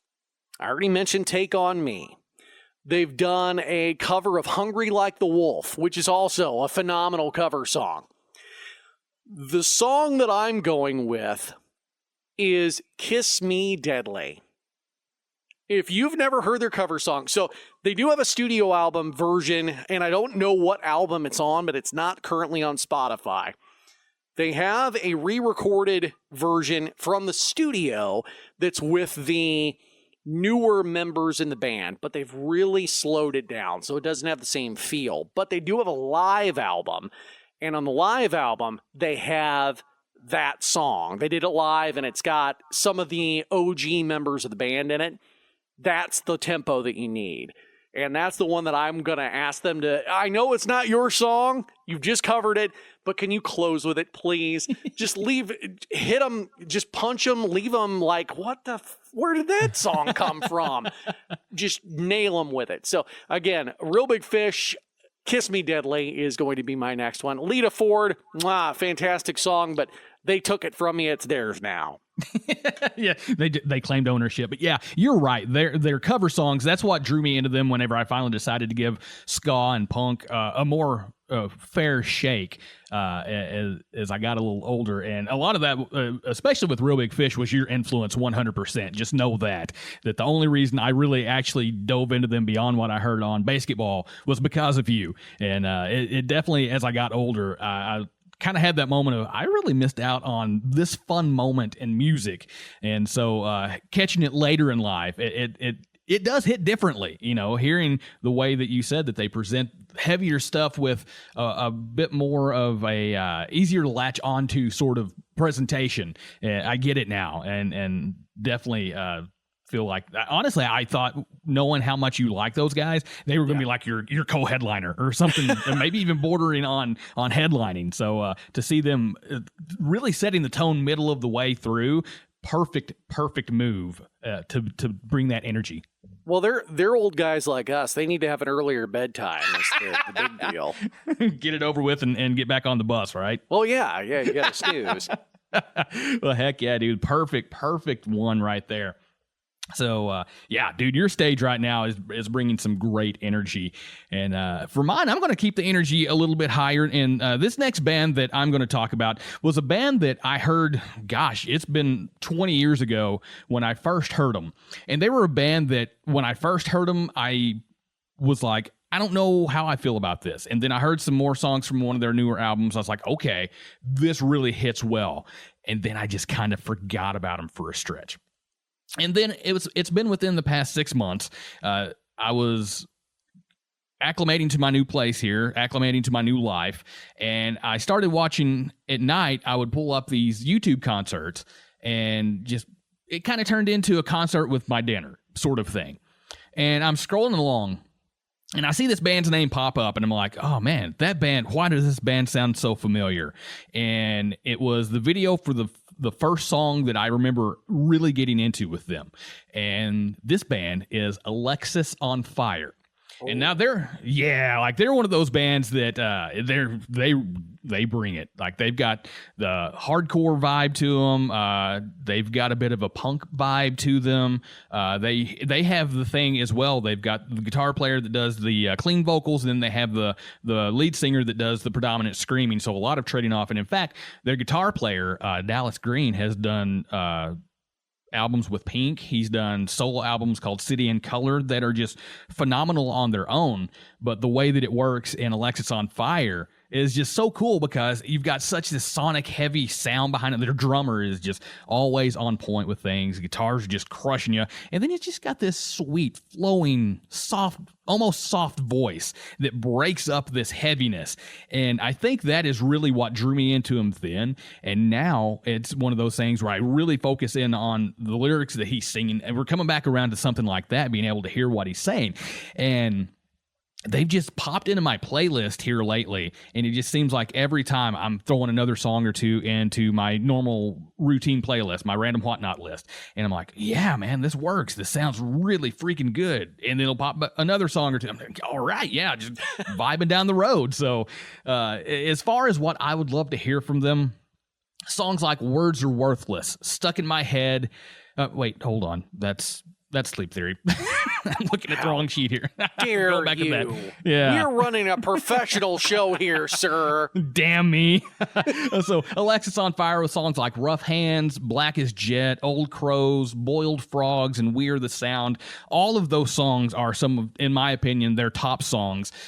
So if you want to learn more about what this band is all about, those would be great places to start. And you get a lot of sounds from them, and you can hear their maturity as they get older. You know, I think they put out an album within the past 4 or 5 years, I believe, is one of their most recent albums. And they're on several tours this year. They're on Louder Than Life, which there's still a part of me that wants to go over and see that.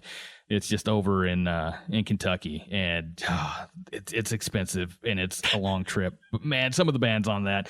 But if I bring Alexis on Fire to the Smitty stage for Off Topic On Brand, they, to me, have to play This Could Be Anywhere in the World.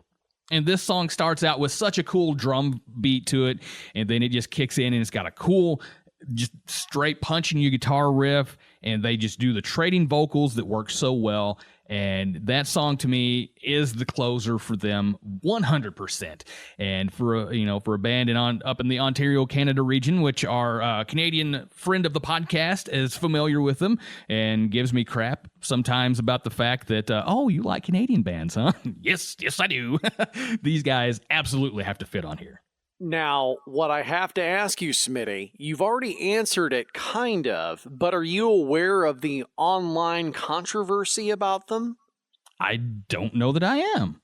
Where do you fall? You've already pronounced it one way, but is that truly the name of the band? Or is it Alex is on Fire? See, I've always thought it's Alexis on Fire. That's where I am too. But that's where I'm at on it. Just the fact that there are hundreds and thousands of internet threads, whether it be Reddit or somewhere else, where people are battling back and forth on it, whether they're truly serious or not, it makes me giggle a little bit. I don't know. For me, with them being from Canada, I think the French influence would make it be Alexis on Fire. Maybe I'm wrong in assuming that, but to me, that just flows a little bit better. So maybe I'm just sexist thinking that a woman is on fire, Smitty, but I think that sounds better than Alex is on fire. Yeah. Right? Either way. Yeah. Unless you're going to wheel somebody out and set them on fire every show like Clown from Slipknot. Yeah. I mean, just whatever. They're going to go to But no, that's an excellent pick. And they're one of those bands that seemingly have been around basically from the time that we hit college, and they are of that. When you hear people talk about metal, but they don't call it metal, they call it that screamy stuff. Screamo, yeah. They were truly one of those pioneering screamo artists that have been allowed to stay in the public consciousness. They weren't the flash in the pan that came out around the same time and, we're going to put them on the radio or we're going to put them on these tours. They truly were road dogs. And again, the fact that they have gotten... Whether they got back together and I apologize because I'm not following their career as closely, but the fact that they have maintained relevance and they dropped an album relatively recently, and then they are on these huge festivals that are coming up this year, at least 2 or 3 of them, right? That we've seen. So again, that's really, really cool. And again, we're talking a 20+ year career at this point, which again, I don't like feeling that old all of a sudden, but whatever. So again, great pick, man. And again, as a fellow Screamo fan and somebody that had a wife that was very much the emo era, yes, she fit in that dichotomy, just kind of like us a little bit. But again, what the kids now call emo, you were emo. No. We were screamo. Listen to these bands. You'll understand why. Right. Yeah, we're the elders of this group. So my next band keeps the energy up, but dude, we go a hard left from my Real Big Fish one. This is a band that we were lucky enough to see on a road trip to Kansas City. It was a drive there, see the show, turn around, and come back. They were so heavy that my daughter's noise-canceling headphones that she brought to the show, you could be standing next to her and say her name and she won't hear it. Not even a muffle, just complete silence. They were penetrating those noise-canceling headphones. We were a little nervous because my daughter wasn't sure what to expect with them. My wife, they might be too heavy for me. For me, I was super pumped for them because their newest album is absolutely a world destroyer. Just start to finish, just incendiary. All 11-ish tracks. It's only like 35 minutes long. But the band not only killed live, they sounded amazing. They made the crowd move. This crowd wasn't sure what to do with them. They made them eat out of the palm of their hand. It was ridiculous. And then, not only that, but my daughter got to meet the vocalist at the merch table. Didn't even realize he was going to be there. She went down to go check out the merch with my wife, and he was there. He was soaked in sweat. Like, he uses his entire body on stage. And he gave her a hug. And I'm really sorry, I'm sweaty. Hey, your hair's as long as mine. Couldn't have been sweeter. But this dude would make Satan piss his pants on stage with his persona. This is Spite. The band rules. Oh my God, dude. They are the new thing in deathcore. And I know so many people are talking about so many other bands. Lorna Shore is the thing. Slaughter to Prevail is the thing. To me, yes, they all have amazing attributes. Yes, they have great songs, all of them. They have great stage presence. Spite, to me, will play them off the stage any day, any week, any venue, any year. It's stupid how good they are and how fast they play and how heavy they are. They're a four-piece, but my God, they might as well just have like a wall of amps and like 40 guitarists on stage. And the drummer is a machine, dude. It is stupid. So, needless to say, I'm going to rattle off a few songs. You do what you want. IED is one of their older songs. Again, an absolute slaughter of a song. Gavel is on their brand new album called New World Killer. New World Killer, the title track on that album, is actually the last song on it. And my God, not only is the song killer, but the very last, let's say, minute of the song, if you don't destroy the speakers in your vehicle, you and I are not cut from the same swath. And then the song that I want them to close with, and it's been a part of their all of their tour cycles, I think, since they dropped it. This song needs to be the closer because, dude, it's so stupid how good it is and how heavy it is. It's called Caved In. And the vocalist basically does a caveman grunt at the beginning of the song, and then the guitarists, they rip. The riffing on it is so fast. As someone that has like less than zero hand-eye coordination, I always marvel at guitarists anyway. You could be just strumming the most casual tune, whatever. They are shredding so fast and so heavy. It's like, how are you not just like shaving off a piece of cheese on your pasta with your guitar pick? I don't know how you're not shaving it down to nothing by the time the song's over. But again, Spite is a band that I will go to the mountaintop and shout and proclaim their greatness for anybody to hear, especially if you're into heavy music. And again, Caved In has to be the closer. Okay, we're in the middle part of this bill. We're going to make literally everybody else that was before us, you're going to forget about them. You're only going to talk about us. And everybody that's after us, good luck. They got to bring it, right? Yep, that's absolutely it.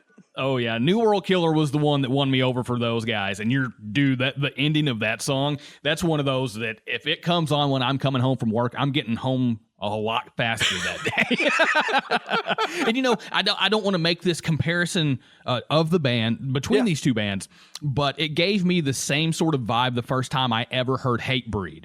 Because of just how differently heavy Hatebreed was compared to what I'd been listening. And that kind of gave me the same feeling whenever I turned on New World Killer. I was just like, oh my God, am I getting punched through the speakers right now? Yeah, and again, it's I hate to compare other musicians, other bands in that genre, but dude, just it's a different level of command. And it's lyrically even they're different, and I think that comparison's pretty apt. Now, do they sound anything alike? No, not even close. No. And the vocalist for Spite definitely can smoke Jamie Jost at a vocal competition.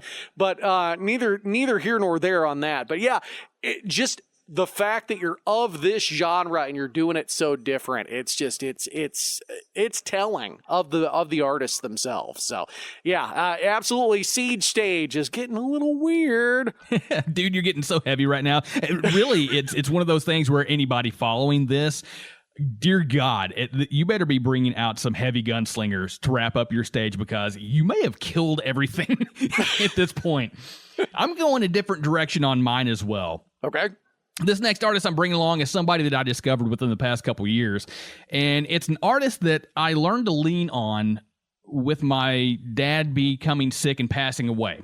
And this artist is Steven Wilson Jr. Now, he got huge, or is getting bigger all the time because of his performance from the CMAs when he did the cover of Stand By Me.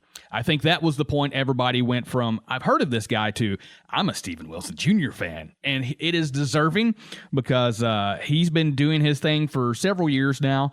He describes himself as Death Cab for Country. And it's very much a blend of just emotionally heavy music with a country undertone to it, but his guitar sound also has like that indie rock sort of sound to it. And so he's really blending a lot of styles, and it works so well. But again, I leaned on his music so hard because one of his albums he wrote for a lot of it was written for his dad, who had passed away. And in my moments of just sadness, grief, everything I was going through, it just seemed like anytime I would turn on music, I would pull up YouTube, he was popping up, which I'd heard of Steven Wilson Jr. before that. Some people had mentioned him, and I checked out a song or two, and I was like, yeah, that has a good vibe to it. And it wasn't until that happened that I was finally in a point of, these songs I connect with. I'm feeling every single word that he is saying. I completely leaned on this to a point where it was a weird thing that I felt like I was making myself cry listening to it, but at the same time it was a cathartic sort of thing, because I'm like, man, nobody is alone in losing parents and stuff like that, because anybody's going to lose a parent at some point in time. It's inevitable unless you unfortunately pass before your parents, but anybody's going to go through that. I'm obviously not a person that's any sort of different and special, but these moments I was just like, I know exactly what this man is talking about right now. I fully understand that. And so the first song that I really leaned on was Grief Is Only Love, and it's got a line that says, grief is only love that's got no place to go, and I was like, well, yep, I get that. He's got I'm a Song, Father, Son, are some other good ones. He's got some really fun songs like Cuckoo and Calico Creek that are more up-tempo, not as lyrically, emotionally heavy as far as the content goes. But the song that, for me, is right now the song that I am just absolutely stuck on with him is a song called Hang In There. And what really clicks for me right now with that is he's got a line in there, it's coming up on 2 years, and it's coming up on 2 years for me as well. And so this whole song is just basically saying, hey, bud, it's hard. You've got through it. Just hang in there. And I'm like, yeah, all right. And it's weird that I've taken such an evolution over these past couple years with that. And all these different songs kind of have in the times that I've come across them, what I needed to hear. Grief is only love. And then I had the moment of, in Father's Son, he's talking about trying to distance himself from being his dad, but realizes he's very much his dad and things like that. And so that song, he's got so many songs. He's done so many great covers. Like he's done Nirvana covers. He's done, Stand By Me and things of that nature. But this song, for me in this moment, if we were doing the show in this year, would absolutely have to be Hang In There. That's an excellent shout, man. And it's weird because it feels like what you had thrown out there. Everybody, whether you're a country fan or not, knows the name Steven Wilson Jr. Mm-hmm. And again, from that CMA performance, I think it got spread worldwide after that. And so it became more public consciousness. Mm-hmm. But it feels like that guy's been around forever. Yeah, I think he put out one of his first albums 7, 8, 9 years ago, something along those lines. And he's kind of been one of those bands or one of those artists that is your best kept secret. It's like you want to keep him. This is my artist. This is my guy that I'm listening to. And now we have to share him with the world. Damn it. So he's almost got that Steve Lukather type vibe to him. Exactly. He's great, but nobody really knows who the hell he is. But yeah, no, I mean, I think that's amazing, man, that it's almost prophetic how you have needed to hear those things, and it's almost like your dad's passing them along to you. Oh, absolutely, dude. I think about that every time his songs come on. It's one of those little, all right, you're looking at me today. Thanks, Pops. That's awesome, man. So my next one, not going to be nearly as emotionally touching, but definitely something that I love. And you heard me opine about it earlier in our pop culture section. Era is going to be my next band. And dude, we're lucky enough to see them. I've got two songs on here that, let me start over. I've got 2 songs on here that are off of the brand new album just because they are so awesome. The first one is one that I also mentioned earlier, Spiral. That has to be played. I gotta see them do it live just because I think it is one of, if not the best new song off of this record. It's killer, it's amazing, and I can't do enough justice to talk about it. Their next one that I'd love to see them play, I haven't gotten to see them play it yet. It's an older tune of theirs. It's called Stockholm Syndrome. Dude, the guitar riffage on it is so good. It's one that you will, as a guitar player and as somebody that has played in rock bands, if you heard this one, I can almost guarantee that you'd be like, ooh, give me more. Cure is the next one. This is the first track off of the last album. And I know Era has been around for 10-ish years, something like that. This was the first song of theirs that I actively actually was like, what the hell is this? Oh my God. It was literally the key in my brain getting unlocked. It's like, okay, let it all in. Bring me more. Bring me more. And I seriously listened to that song the month it came out, easy 100 times. It was stupid. It was like, oh, it's over. Again. So that whole record is definitely worth checking out as well. But the one that I'd love to see them close with was actually their second to last single they released prior to the album release. So this is another one that's on the new album, but to me, it's the one that my wife and I gravitated to the absolute most. And we said, man, we transitioned from, we hope this new record is as good as the last one. I just hope that it's close. They dropped this one and it's like, holy crap, this album might be better than the last one. And the single is Further Eden. Dude, it is killer. And I don't care, like all the other ones so far I've said, oh, please close with this. I'd love to see this be your mic drop on the set. This one is one, play it wherever the hell you want. You can whistle it as you're coming on stage if you want to. I'd rather see you perform it in its entirety, but just I need to see it. I don't know when, but we need to see Forever Eden. So again, Era is my new one that I've got on there. Not going to be as hard driven as Spite by any means, but they are not going to get outplayed by Spite. That's for damn sure. The other thing is they are going to have people that have been, we're going to go look at the merch table, or we're going to go to the beer garden, or, oh man, that last set on Smitty's stage was very emotional. Then they're going to hear some of this and they're going to, what the hell is that? It's going to be like the mice getting led away by the Pied Piper, but the opposite. They're going to go that way. So, again, Era, dude, I can't say enough good things about that new record. It's stupid. Well, heck, and that's honestly a great band to have following Spite, and to have just like, you know, the way things are flowing. Yeah, we're going to go from Spite. I'm going to have Steven Wilson Jr. over here kind of mellowing everything out, and then Era's going to have this chance to reignite the festival and reignite your stage, but not lose any momentum whatsoever. You're just going to keep it going. So I think that is a very, very good choice. Tops. My next one I'm going to be bringing along is another band that has come back to me over the past 6 months or so. And that is Coheed and Cambria. Now, I know that they're kind of polarized, and I know that you're not the biggest fan of them, and I've talked to a few other people that aren't, and I've talked to people that absolutely love Coheed and Cambria. And I will say this, again, never connected with me. Mm-hmm. I never hated their musicianship, and even Claudio's vocals, lyrically, he is a beast.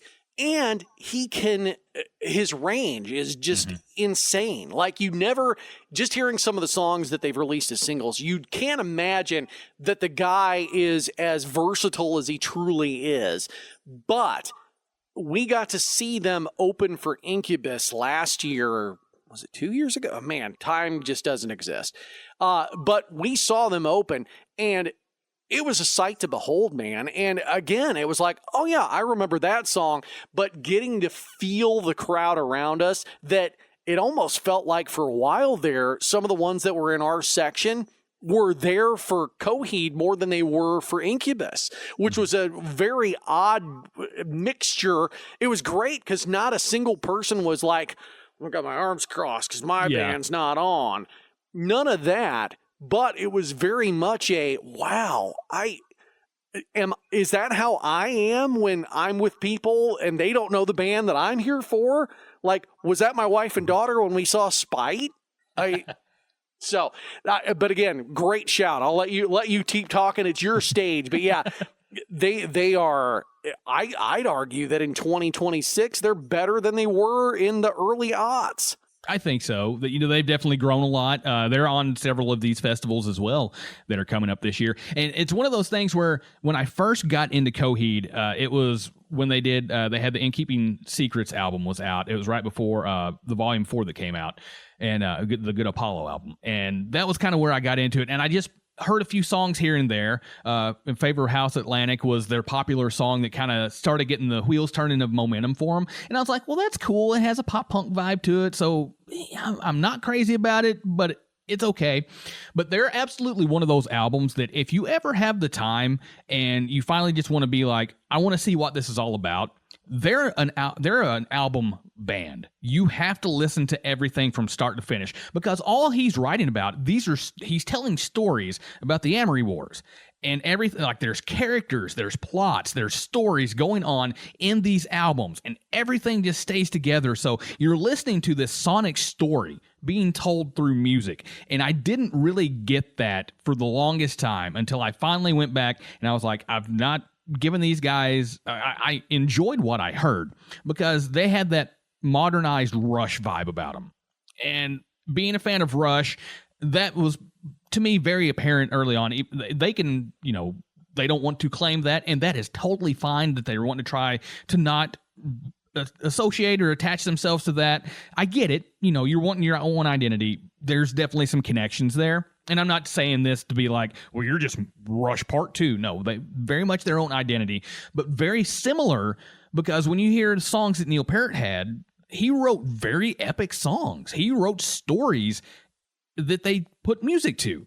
And there's a lot of that in Coheed that you hear. And so part of me wants them to do like an entire album as a tour, or as a set would be really cool. I don't know that I would suggest that, because they've got some great songs. Welcome Home was just such a phenomenal track. That song just has really cool. It won me over for the dueling guitar solos to wrap the song up, just going back and forth. Claudio is great of a lyricist and singer as he is. Dude's a really good guitar player. Like, he's a riff monster. But there, Welcome Home was such a great song. Gravity's Union is out there. Delirium Trigger, The Willing Well, The Crowing. The Crowing is probably one of my favorite, if not my favorite songs by the band. But the song for me, and this one is one that I've seen several videos of, they'll start a show with it, they'll end a show with it, they'll do it right in the middle of the set. It works anywhere they put it. So for me, I don't really care where they're going to put this song.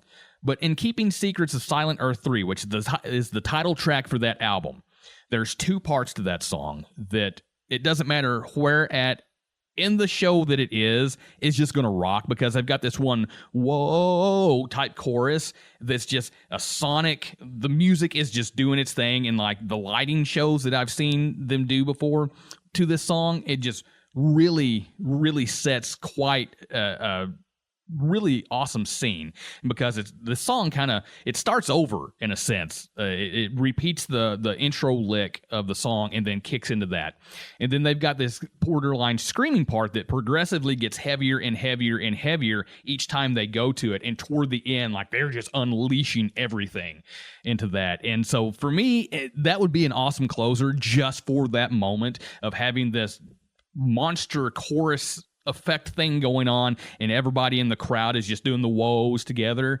And I've not seen them live yet. They're definitely a band that's high on my list, but in watching the concert videos and such that I have over these past few months, just seeing that, it's just like mesmerizing to me, because I'm just sucked into the moment. Like, this is so freaking cool.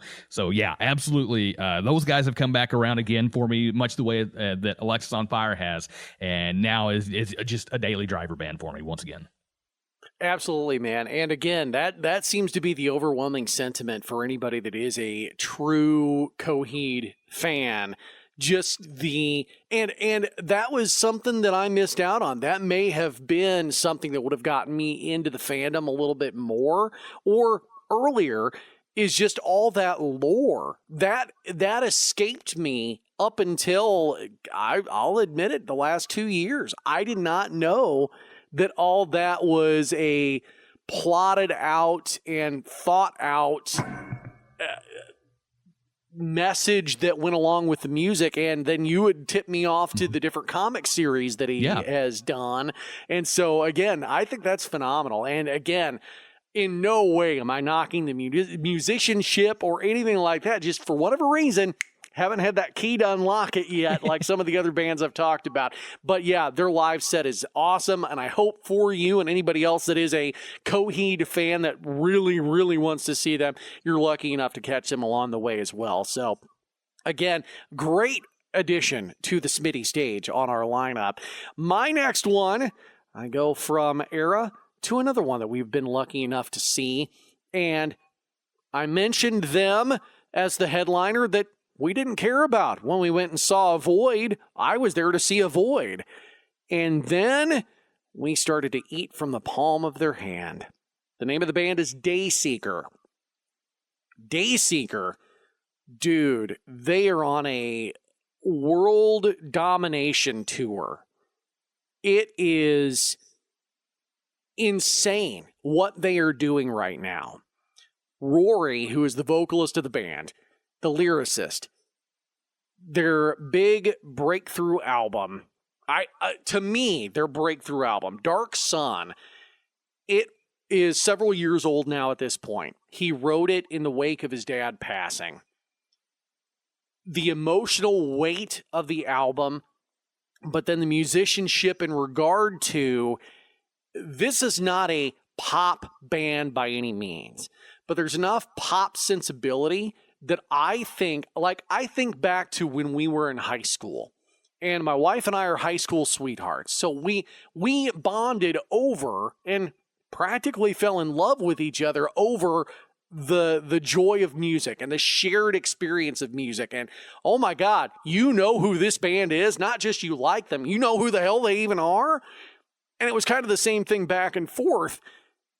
But I almost feel like if Dayseeker would have existed back then, her transition over from the boy bands, which she's a devout NSYNC Backstreet Boys girly, she would have been able to transition over to rock and metal a hell of a lot faster and a hell of a lot easier had this band been there. Because they, don't get me wrong, with the way I'm laying this out, it absolutely sounds like, oh, well, it's kind of poppy. You could hear it on a crossover station, but that's underselling it. That is so lazy of a way to describe this band, because they can bring the heavy. Lyric content-wise and the singing that Rory does, tied in with everything else the band does, it's almost like you're put on a different plane of existence during the songs. And I'm not talking being, hey, I took a gummy, I took an edible, I'm however many seltzers deep. It's not that at all.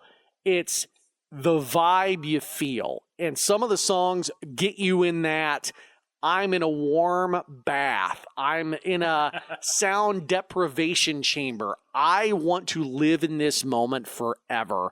And whether they go the heavy route or they go the emotional slow route, you could play this song at a wedding, you could play this song at a funeral, you can play this song at, I've threatened to say I'll volunteer to DJ at prom, even though our daughter ain't even in high school yet. As long as I get to play one of these songs in the mix, I'll play the rest of your crappy music, but I'm going to play this. Some of the songs that I want to include, I love this band so much that it was very hard also to limit to a few to sprinkle in here or there. Bloodlust is probably one of their heavier songs on the new record, but still also has that melodic vibe to it. Our daughter loves this one. Sleep Talk is an older song, a chorus that will get embedded in your deep recesses of your brain to the point where a few days later, you'll think you're over it and it'll come back, and then you'll have to listen to it all over again. This one is for my wife. She is obsessed with this song. And I don't say that lightly. I say obsessed like somebody with the worst OCD you've ever seen. I have to wash my hands 8,000 times before I can leave the sink. That's the way she is with this song. We are in March. That is already her top song on Spotify Wrapped for this upcoming year. I'm just throwing that out there. Crawl Back Into My Coffin is the name of that song. It's on their newest record. Dude, it is a killer. The one that, although everybody else in my house is not burnt out on it, but they've heard it enough times, they've overplayed it for themselves, they're kind of over it. The song that hooked me on them is Neon Grave. That is the song that is on Dark Sun. That is the song that is the biggest tribute to his dead father. Dude. Lyrically, vocally, musician-wise, it's a perfect song. It's an absolute perfect song. I would love for that to be the closer. And I believe, without looking at setlist.fm, that is what they're closing with on all their tours. And so, chef's kiss. Oh, heck yeah. That was the one that hooked me for those guys as well. And I think it was one of those you sent me, hey, you should check this out for the content because of what is going into it. And yeah, immediately I was just, yep, you got me right here, buddy. But they work. Not just that, but tying into when you were having your dinner concerts, they do have a live tour show that was shot professionally. I think it was over in the UK at the last bit of their Dark Sun tour. And dude, that video smokes. I believe it. I don't think it's actually on their channel. I think it's whatever the professional shoot was, their channel, the photographers. But definitely check that one out if you've got the chance and you haven't seen them live. Maybe that will convince you whenever they're in their neck of the woods to go check them out. But they are a hot ticket item for sure. Those tickets are a real hot commodity. They're definitely not like Metallica at the Sphere price-wise, but they are selling very fast. Yeah, they were one of those bands that we were looking at, and it was kind of a maybe, but it's a midweek show, the closest one to us. Yeah, and I was just like, this sucks. I think it's like a Tuesday or Wednesday. And then like some of the tickets were $80-$90 for not some of the best seats at that particular venue. So it was kind of like, consider it if nothing else better happens. But at the same time, I still would like to see this band live. I'm right there with you. They grabbed me in a very good way. So you've got a wonderful addition to your stage, dude. Sir, I am just baffled with your picks, and I am not upset by any of them, but I'm curious, where are you going to go from here? Dude, we've kind of been getting weird with ours back and forth, and this is going to be the absolute weirdest one of my entire roster. And it's for two reasons. One, this guy is one of my absolute favorite actors that happens to make some really weird music. It's acid jazz with pop and like 60s vibes to it and just all over the place. And I'm talking about the one, the only William Shatner. Why did you have to spoil it for me? I'm a rocket man. No, I'm talking about the one and only Matt Berry. Now, yes. If you're listening to this and you're not familiar with Matt Berry, the one that's probably most accessible for people here in the States is What We Do in the Shadows, which is the vampire mockumentary based off the movie of the same title. Ran for 6 seasons on Fox. You can get it on Hulu is where I've watched it. I've watched all of it. Probably I'm going through it again. Matt Berry is just one of those dudes that when I first saw him in the IT crowd, won me over with the whole father thing. And I just dove as far into what was accessible for me. Garth Marenghi. Let's see, what else? You're the Rabbit was on there. And then Toast of London. You cannot get funnier than Matt Berry, in my opinion. Can you hear me, Clem Fandango? You fucked my wife. So I would love to bring Matt because I don't know that he does a whole lot of shows, and I really don't know that he would be a festival person. So part of this is intriguing to me in just a way of get over here and do this in the midst of all of these other bands and just stand out because you're absolutely going to do that. And his music is just so all over the place. He's got great songs like Beatmaker, The One Track Lover, The Badger's Wake, Medicine. And it's just, I don't know if you've really had a chance to dive into his albums. It's just to me, it's just a phenomenon in a sense because you don't know where it's going. And it just kind of weaves all over the place. And you get done listening to it and you kind of like, does acid jazz mean that I'm on acid now? Because I think you've done something to my brain with what you're doing. But the song that for me, and I think for you as well, that we would have to hear in this moment of Matt Berry being on our music festival is Take My Hand.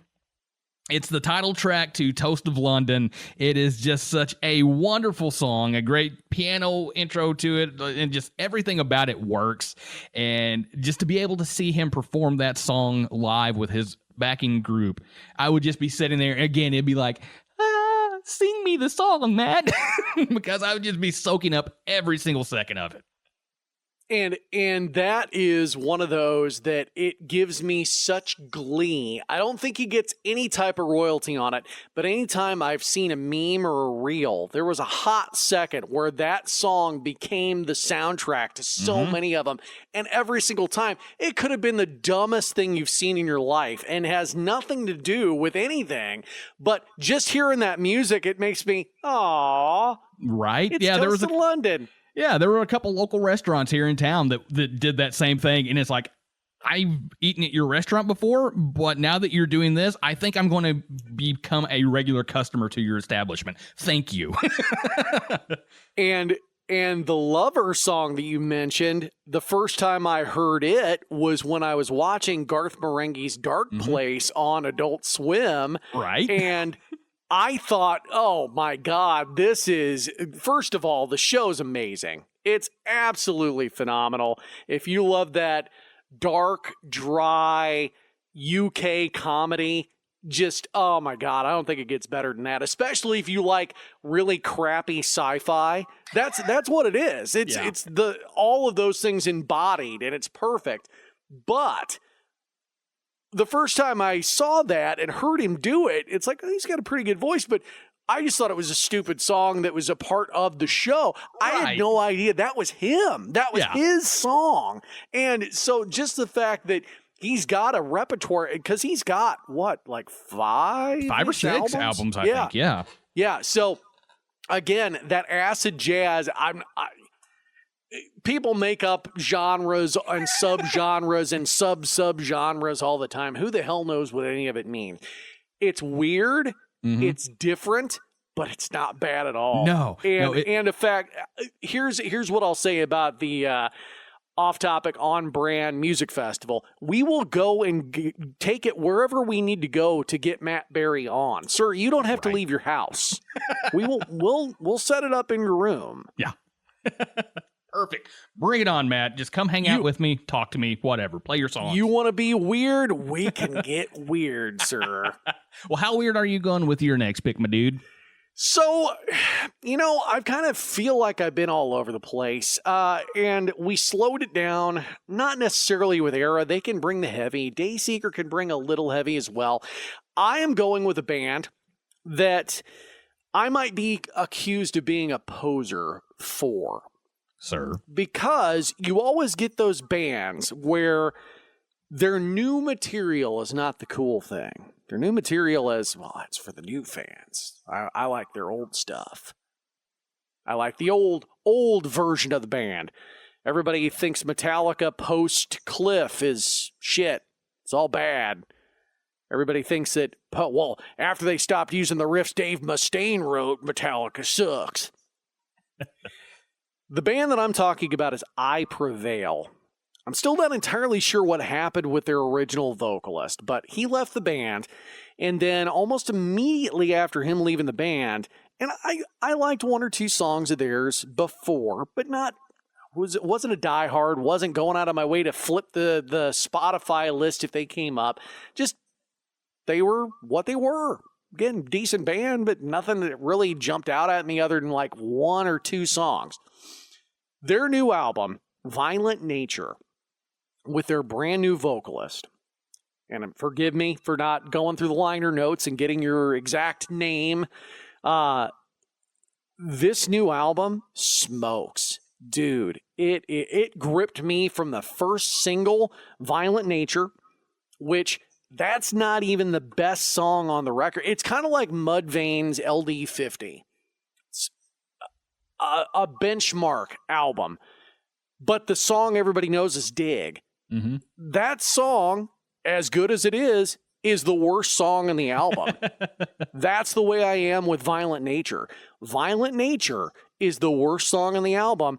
And if that's what I'm telling you, you know the rest of it is fucking amazing. What I've got here, I have got my list comprised of 4 songs that I'd like to hear. 3 of the 4 are on the new album. That's where I am as a fan. If you want to call me a poser, call me a poser. I don't give a shit. Pray is an amazingly written song. Rain is the first song on this new album that I heard that wasn't a heavy track, and it brings enough riffage and enough heavy that it will satiate those of you that just want the heavy. But again, lyrically, where this guy came from, the new vocalist, it's a whole nother level to this band, and it's kind of like the doorway got unlocked for me. I think that got unlocked for the rest of the members in the band. And I got to admit, all the promo stuff they did leading up to the release of this album was some of the funniest stuff I saw on the internet. Like, he was walking along and band members were sitting in different places. Like, he kicked in the bathroom door and threw a pie in somebody's face.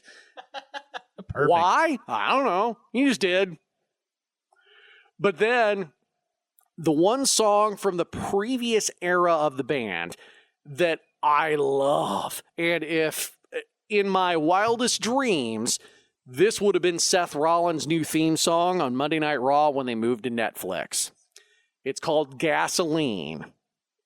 In the song, it's burn it all down, I don't give a fuck, burn it all down. Dude, how hard would that have hit? Oh, that'd have been so much better than Burn It Down. That's exactly where I'm going. And number one, the song they have to play, and it's realistically, the reason why my daughter is begging to go and do another day trip to Kansas City or Minnesota to see I Prevail. They're not even the headliner of a tour, and it's like big arena show, so it's a high dollar ticket item. Is a song that I've shared with you. I actually made a music video for because I'm that obsessed with it. NWO. First of all, too sweet. Second of all, dude, lyrically, this song is badass. Mm-hmm. Oh my God. I can't even put it into words. I don't have the mental capacity right now because all I want to do is stop our podcast so I can listen to the damn song. Please, for the love of God, with our Spotify playlist that we are putting together for this festival, skip to this song, I Prevail, NWO, and listen to it right now and then come back and finish our podcast. Please, I'm begging you. Yeah, dude, that song just hits beyond hits. It very much is one of those that just, once it locks in, and it doesn't take long to lock in, you're on a ride. and spoilers, one of the hardest lyrics, one of the baddest ass lyrics I've ever heard in all of my years listening to music. Find your place in the dirt or be crushed by the weight of the earth. Profound, isn't it? Badass. Yeah. Badass. Anyway, I'm done. I'll keep sounding like a psychopath if we go any further. So I need to hear what you've got, sir. We're getting to almost the co-headliner portion of the stage. Yeah, so we're getting up there, and this is one of these bands that when I discovered them many years ago, it was kind of like I wasn't expecting them to land the way that they did. And I saw just a goofy video for the band, and it had a bunch of guys from Jackass in it, and I was like, I don't know what I'm listening to right now, but I am vibing like hell with this. And so I went on such a deep dive, and from that moment, this has been a band that I've listened to everything that they put out, and it has they weave that very much hard rock, stoner rock, but also incorporating a lot of bluesy classic rock type vibes to what they're doing, but everything, when you hear it, and especially when you hear their singer, you know exactly who you're listening to, and that band is Clutch. And my gosh, dude, this one... Neil Fallon, I am not worthy. No, that dude, he has such a commanding stage presence, and he's not a big human by any means, but the strength of his voice and the way that he does that quasi scream shout, but is actually singing, you just almost have to stop and just sit there and watch him go do his thing, because you're just like, you're okay. My soul is yours. I'm here. We're rocking out. This is awesome. Which I saw them back in 2007, and I haven't seen them since then. But my God, I want to see them. It's very close. They're playing in April. Up in the factory, and with Corrosion of Conformity. Ooh. And yeah, the fact that COC and Clutch is doing a show together, there is a part of me that is almost to the point of just saying, screw it, buy the tickets, take the night off, or take the next day off at work, go to see this show. I'm still debating on it. It's surly Uncle Metal. It's exactly what it is, and it's just one of those things where as soon as their set starts, it's just going to be, borderline an hour of them just kicking you in the face. And really, I could go through and list 20, 30 songs that those guys could play. I narrowed it down to a pretty good list. I've got to hear Electric Worry because that song has such a cool bluesy vibe to it, but then they really kick it in. It's got harmonicas to it. Slaughter Beach is just a great, that riff for me is one of my favorite Clutch guitar riffs. Prophets of Doom is another one. Space Grass, which is probably the one that a lot of people heard of Clutch the first time. That is very much what you think of when you hear stoner rock. That is a song that you're going to think of. It has just such a very cool vibe to it.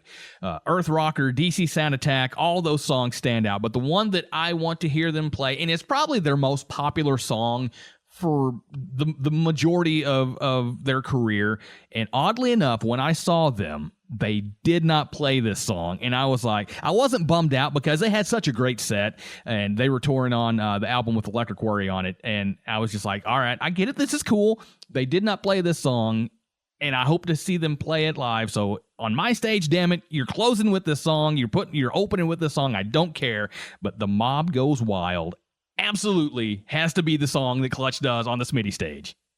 Absolutely, man. And I'm not a fan of what's the line? But Condoleezza Rice is nice. But I prefer a Oh, Roni. but I prefer a Roni. There Yeah. we go. It's been a hot minute since I've listened to that song, man. But yeah, that to me is quintessential college listening Yes. for us, for Yes. our era, for the Rage 103.7 shout out. That is the embodiment of that era. And let's be real, getting ready to go downtown on a thirsty Thursday, if that wasn't your Ride to Die song, that I don't know what you were doing. You were doing something different than me, but God, dude, that is a great, great shout. And they are funny when they post stuff online. When they're posting their set list from whatever festival or whatever show they've been playing, it's insane, the catalog they've got. And it's not like 1 week they'll have this and it's like, oh, so they might shift a song or two around or whatever. Like they might start with Mob, they might close with Mob, whatever, but they might have it on the set list.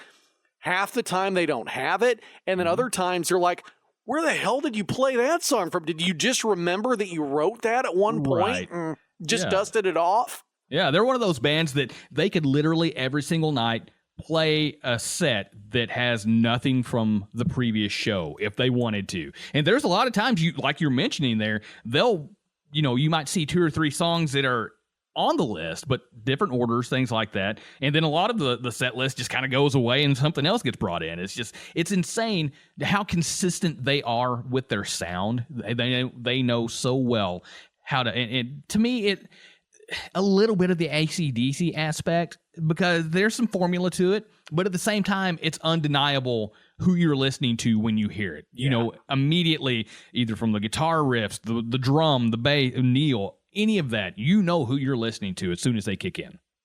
And a great shout. You didn't include it in your list. I would beg them and plead them. I know it's not your song, but you have one of the best covers that I've ever heard in my life. Their cover of Fortunate Son. Yes. Dude. That is a banger of a cover, dude. Heck yeah. That would be very fitting for the festival that we are putting on, of course. Right. But, if Neil just wants to say no and I've got to make room for Mob, I will allow that. All right, man. So we're at the co-headliner spot on your stage. So you've got some awesome bands. You've very much got a lot of bands that are current. You've woven in some of your favorites. We're down to the final 2. So where do you go? This is going to probably break your brain, and it might break a few other people's as well, that they are this low, that they are not the headliner. Arguably my favorite band of all time is Sevendust. They are not my headliner.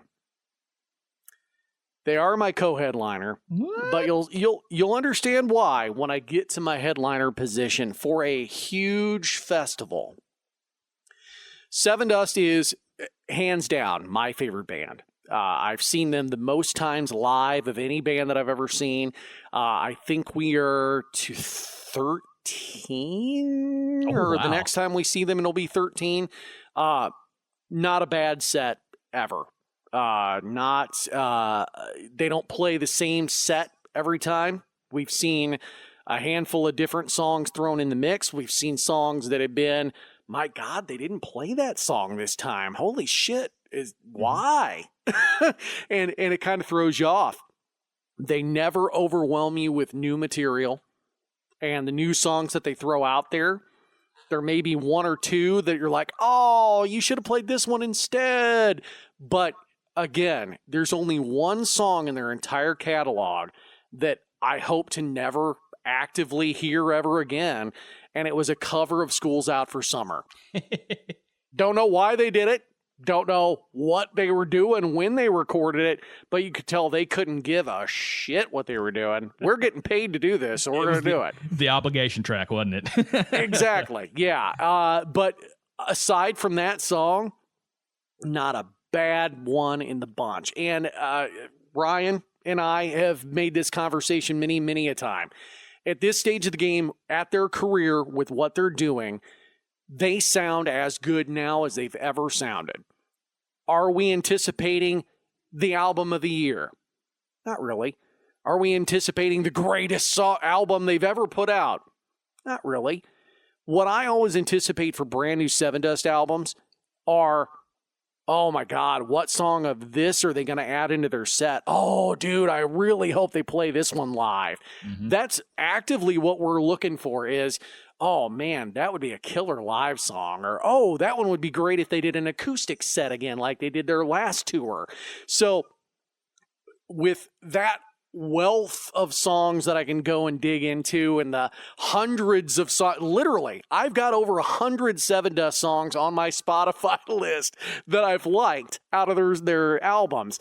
We're going to start with Trust, which acoustic or electric, that song kicks your ass. And the fact that they went several album cycles without Clint Lowry in the band to do the harmonies in it, we saw it without him, and it was still very good. But with Clint in the band, it's a totally different deal, dude. It's a night and day difference. But Trust, one that, it's one of their shorter songs. It's on an album that I think has aged incredibly well. When it first came out, I hoped for part 2 of the previous album. The album that I'm referring to that has aged incredibly well is Seasons. And we were lucky enough to see them around New Year's doing that album start to finish, and then with a few other hits thrown in toward the end of their set. And this song has been a staple since they released Seasons in 2004. And every single time, I'm headbanging, I'm getting into this show. This is the one inevitably that makes me lose my voice and or venture a little closer to the pit. The song is Enemy. Mm-hmm. And my God, dude, if that doesn't get you moving, I don't know what will. And if I ever go into a coma and you're wanting to see if I can wake up, just crank that shit and see if I start twitching. That'll indicate where I am medically. The other one that is in the same boat, and it has been a staple of their set lists since 1997. It was the very first song I ever heard from them. It is a song that, just like Everlong from Foo Fighters, I will never, ever get sick of it. Even if I get sick of everything else, I'll never get sick of it. It will always give me goosebumps. Black. Mm-hmm. That guitar riff, that opening intro, just doesn't matter. I've heard it hundreds, thousands of times at this stage of the game. I will never not listen to that song. The last one, the one I would love to see them close with. And to show you that this one is a bit of a rarity, and it even shocked me that I chose this song over Black. It is a song that, according to Setlist.fm, they haven't played it live since 2020. It is off of their second record, the one my wife heard before she heard the original album with Black on it. Mm-hmm. Reconnect. That is on the album Home. That is an album that is, let's be real. I am a Sevendust homer. I will always say every album is fantastic, but those first 4 are untouchable. And I even have a love for the 5th album that is Without Clint, with Sonny Mayo playing guitar on it. That said, on the Home record, it's like a Sophie's Choice. You don't make me pick my favorite child. But when you go away from it for a little bit, and yeah, you'll have the Home pop up every once in a while. You'll have Waffle pop up a lot. Reconnect. Oh, well, and another one that my wife loves, and I love as well. It's got Skin from Skunk Anansi on it. It's called Licking Cream. It's a great duet vocal between Lajon and she. But Reconnect will kick the shit out of you. It is down-tuned so low that if you had a sub in your car, it would have blown your trunk off when we were in high school. So again, that just because of the novelty of the fact they haven't played it since 2020, oh, you got to bring that one back for this festival, guys. Don't make me regret making you the co-headliner. Come on. Right. And they're another one of those bands that is so consistent with their sound. They know their sound so well, have refined it so many years that as soon as any instrument kicks in, as soon as you hear it come out, you know exactly who it is. And then Lajon comes in, and his voice is just so incredibly strong. That guy, I agree that he is probably sounding just as good as he ever has. And it is unreal just how much they can still punch you in the face all these years later. In Dust We Trust, and there are a lot of bands out there that I am not a huge fan of, but when they've been asked the question, if you were able to do your own festival, if you were able to do an Ozfest or Lollapalooza, who would you book on there? Who are your fantasy ones? Like, and then they're like, oh, Led Zeppelin. and it's like, well, yeah, but if money was a thing, but you still had your pick of the litter, who would it be? And then you hear the guys that know, and they say Sevendust. And again, the rationale is always, they're great guys. We love their musicianship. We love them as people. But then it's the ones that go, no, we want them to open for us because they're going to make us not suck. Yeah, they're going to make us have to come out guns blazing, because if we slack, they will have kicked our ass and embarrassed us on our own tour. Yup.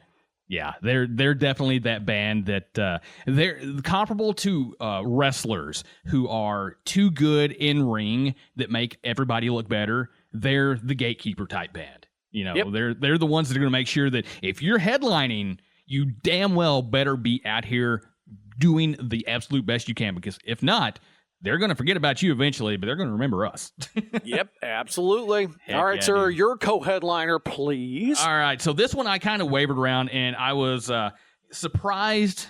I'm kind of in the same boat. I was surprised that I didn't put Clutch on here as my co-headliner, but I got to thinking about it compared to my headliner band, and I was like, I kind of want to separate some stuff a little bit, and I kind of want to bring something completely different. And this is an artist that I first heard years before he got to the insanely popular level that he has achieved in time. And it didn't really click with me at the time that he was going to be as big as he was. I just remember thinking, man, this dude has a great voice for what he's doing. He can write very well. I mean, some of the songs that he wrote in this group, it was just, they stood out so much. And then all of a sudden, several years down the road, I'm like, that's the same guy. I recognize this guy. And it was just kind of a poof.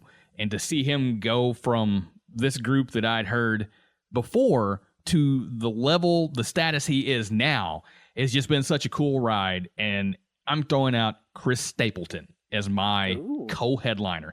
Now, Chris Stapleton, absolutely, he does the country genre so very well, but if you listen to a lot of the stuff, that dude has one of the most soulful voices of any human being. And I don't mean to cut you off, but I was going to throw out Soulful. Yes. And the fact that that was what you had teed up, man, Yeah. that pretty much hits it home. Yeah. As somebody that worked in the country genre for quite some time, well, pretty much my entire professional radio career, he was a breath of fresh air when he came out. And again, I'm going to let you finish, sir. This is your stage, but the fact that he does have deeper cuts than those radio singles, and I can almost guarantee you that those deeper cuts are a lot better than what is a representation of him based on what the label said. Yeah, let's put that out as a single. Oh, right. You know, and Tennessee Whiskey's not a bad song whatsoever. Obviously, everybody knows that song. I don't care if he plays it on this stage or not. I've heard it millions of times at this point. I'll still slow dance to it if the moment is right. I'm not going to lie about that. But to me, it's not one of those songs that I feel is indicative of him. In fact, I would love to hear him do some Steel Driver songs. That was the band that he was in before he really became popular as a solo artist. They have a song called "If It Hadn't Been for Love," which is just a beautiful, beautiful song. In which, again, I'm going to throw Snap out here on this one. We had a conversation about Chris Stapleton kind of having a moment of connecting, like, holy crap, yeah, we both agree that this dude is just this deep, soulful, wonderful songwriter and the way that he conveys these songs. But she mentioned the Steel Drivers, and I was like, holy crap, you have heard of the Steel Drivers too. And that was probably one of those first moments that I realized just how deep her music knowledge is and how deep she goes into artists and bands. And because there was maybe people that I've come across, maybe a half a dozen, 10 people that had heard of the Steel Drivers at any point in time. And so that was definitely a moment of, oh, yeah, I'm going to love talking music with you now. So it very much a moment of, yeah, let's do this more often. And so I've got to have If It Hadn't Been for Love as one of those songs on there. Broken Halos is another good one, which is just talking about, people that you've lost along the way. And that one, that's definitely one of those songs that has come out more for me over the past couple of years. It kind of resonates a bit more. Parachute, which I know was one of his big singles for a while, but man, that song just still, the vibe to it, it hits so, so hard. White Horse, that's another great one. Think I'm in Love with You. That one is definitely a track that anytime it comes on, I'm just going to be like, yeah, I'm vibing with it. But the one that really, really will stand out for me, and it may be an overplayed track, I don't know, I don't care. But for me, I feel like this is pretty much indicative of, to me, it is, when you hear this song, you absolutely know, without a doubt, it is a Chris Stapleton song, and it is Starting Over. And that song, is just such a great, and it's another one that has just really stood out to me over the past, 6 months of this new phase of my life, and just everything about it. And anytime I hear it pop up, I'm just like, yep, I'm just on the road with you right now, dude, and we're gonna vibe on this one. And it every time I hear it, it just seems like I pick up on something else, and just your soulful voice is just gonna guide me, brother. So just you do your thing. I have been out of the genre and the business for as long as I have been at this point. So I'll be the first one to admit some of those songs you threw out there, it's like, oh man, I really did like that song, and I totally forgot that was him. So but yeah, no, Starting Over was definitely a great choice. And Parachute, though, that one it deserves more credit than what it's got. I think so. And for whatever reason, amongst all of his contemporaries that were on country radio at the time that came out, for whatever reason, it got traction. It wasn't like it wasn't being added all over the place, but I don't think it got near the attention that it deserved. No, I don't either. In fact, he did it on late night. I can't remember which one of the late night shows it was on, but he did it, and I remember seeing it, and I'm just like, why is this song not all over the place? Which, granted, I didn't listen to a lot of radio. I'm not a mainstream following person in the biggest sense of it, but I was just like, this song is so freaking good. Everybody, play it, please, right now. Do it. Just do the thing. Play the song. Do it now. Yeah, it just absolutely grabbed me. Well, sir, we are to our headliner of our respective stages All right. stands. Yes, sir. We've been talking about this for almost 2.5 hours at this point. We put a lot of thought into this. We knew going into it we were going to be talking a lot about this little festival idea, but we've reached the headliners. There are going to be some bangers. I know it. So, brother, what have you got? So this is the band that I put above Seven Dust and Real Big Fish and all of the other bands that I've named so far, and there is just cause for it. If we are talking a huge festival with multiple stages and 20-something bands and thousands of fans, fingers crossed, we need to truly embody that festival vibe. We need to justify why we were standing out in the heat and out in the open doors all day long. This is a band we have yet to see, but we have tickets to see them coming up later on this summer, or the spring, late spring, actually. I am beyond thrilled, so are my wife and daughter, but they are, again, the key to the true festival experience. Their name is Electric Callboy. And sir, I'm gonna spoil my final pick. I'm just gonna go ahead and give you what the closer has to be. We got the moves. Absolutely, dude. It has to be the final song of the final band on the main stage. It just has to be. That's where everybody's leaving happy. It's going to wake the crowd back up after a long, long day. And you're going to leave happy. You got to have those vibes. And that's ultimately what I want from that set. I don't care how late we're out. I don't care how much money we've spent. I just want to be with my family. I want to feel that crowd with the da da da da da da da da da. If you've heard it, you know what I'm talking about. If you haven't, please, again, we encourage you throughout the duration of this podcast, pause us, go listen to the song we talked about, and then come back and redo the podcast from where you left off. It's essential listening. In fact, get 2 devices to listen and watch. There we go. But that has to be the closer. Amongst the rest of the songs that I'd love to hear, their cover of Every Time We Touch. Yes. My God, dude, the first time I heard it, it was like, no way did they cover that. Why did they cover this song? And then I heard it and I realized, oh, that's why they did. Because it's freaking awesome. The next one is a song that I kind of feel weird suggesting they play without their co-vocalists, but they did a song with Baby Metal 2 years ago, I think, Ra-ta-ta-ta-ta-ta. And I know that sounds stupid coming out of my mouth, but having a J-rock band with these German electrophiles, dude, it's stupid. It shouldn't work. It absolutely does. It's phenomenal. And then the other one that I want to see that I've been hooked on since the very first time I heard it, even more so than We Got the Moves, because We Got the Moves used to be just a bit of a joke because the video is so stupid. Oh my God, it's so dumb.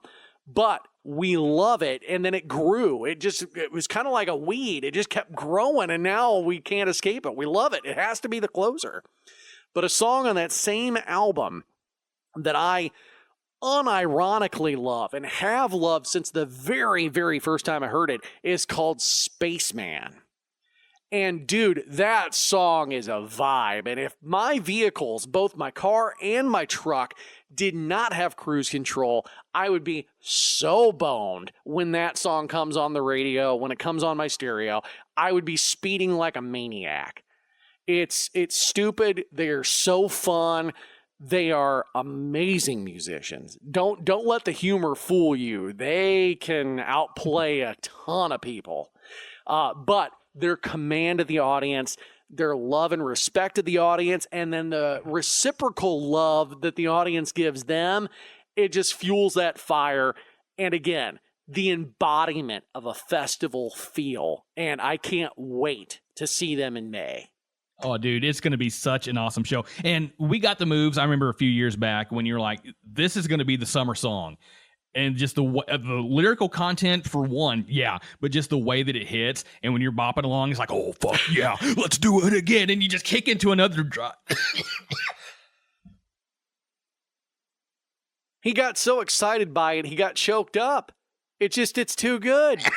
Oh man, I tried to do that screamy part, and it just didn't work for me. I'm not dying, I promise. But yeah, very much that, and that song is still in my summertime playlist. It pops up, and it has ever since then. So yeah, for you to pick them over Sevendust, the way that you framed it and the songs you've included, it makes absolute sense why you would do that. It's just that party vibe, and you gotta. You mentioned pro wrestling earlier. It's gotta get the same type of pro wrestling methodology. Either they gotta be the opening band and set the stage for everybody else, or they gotta be the headliner. They can't be anywhere in between. It just doesn't fit. It doesn't work. Yeah, absolutely right with that, dude. And you nailed it. For them to close out your stage, just the fireworks and the explosions and whatever is going on is going to fit with them so very much.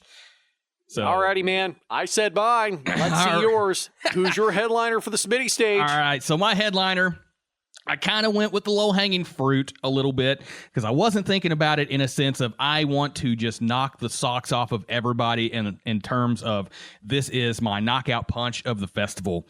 This was a little selfish, a little self-serving in a way, but also it's one of those things where I'm like, these guys have been around for so long and can still freaking rock. They can still do things just as well as they did 30 some odd years ago.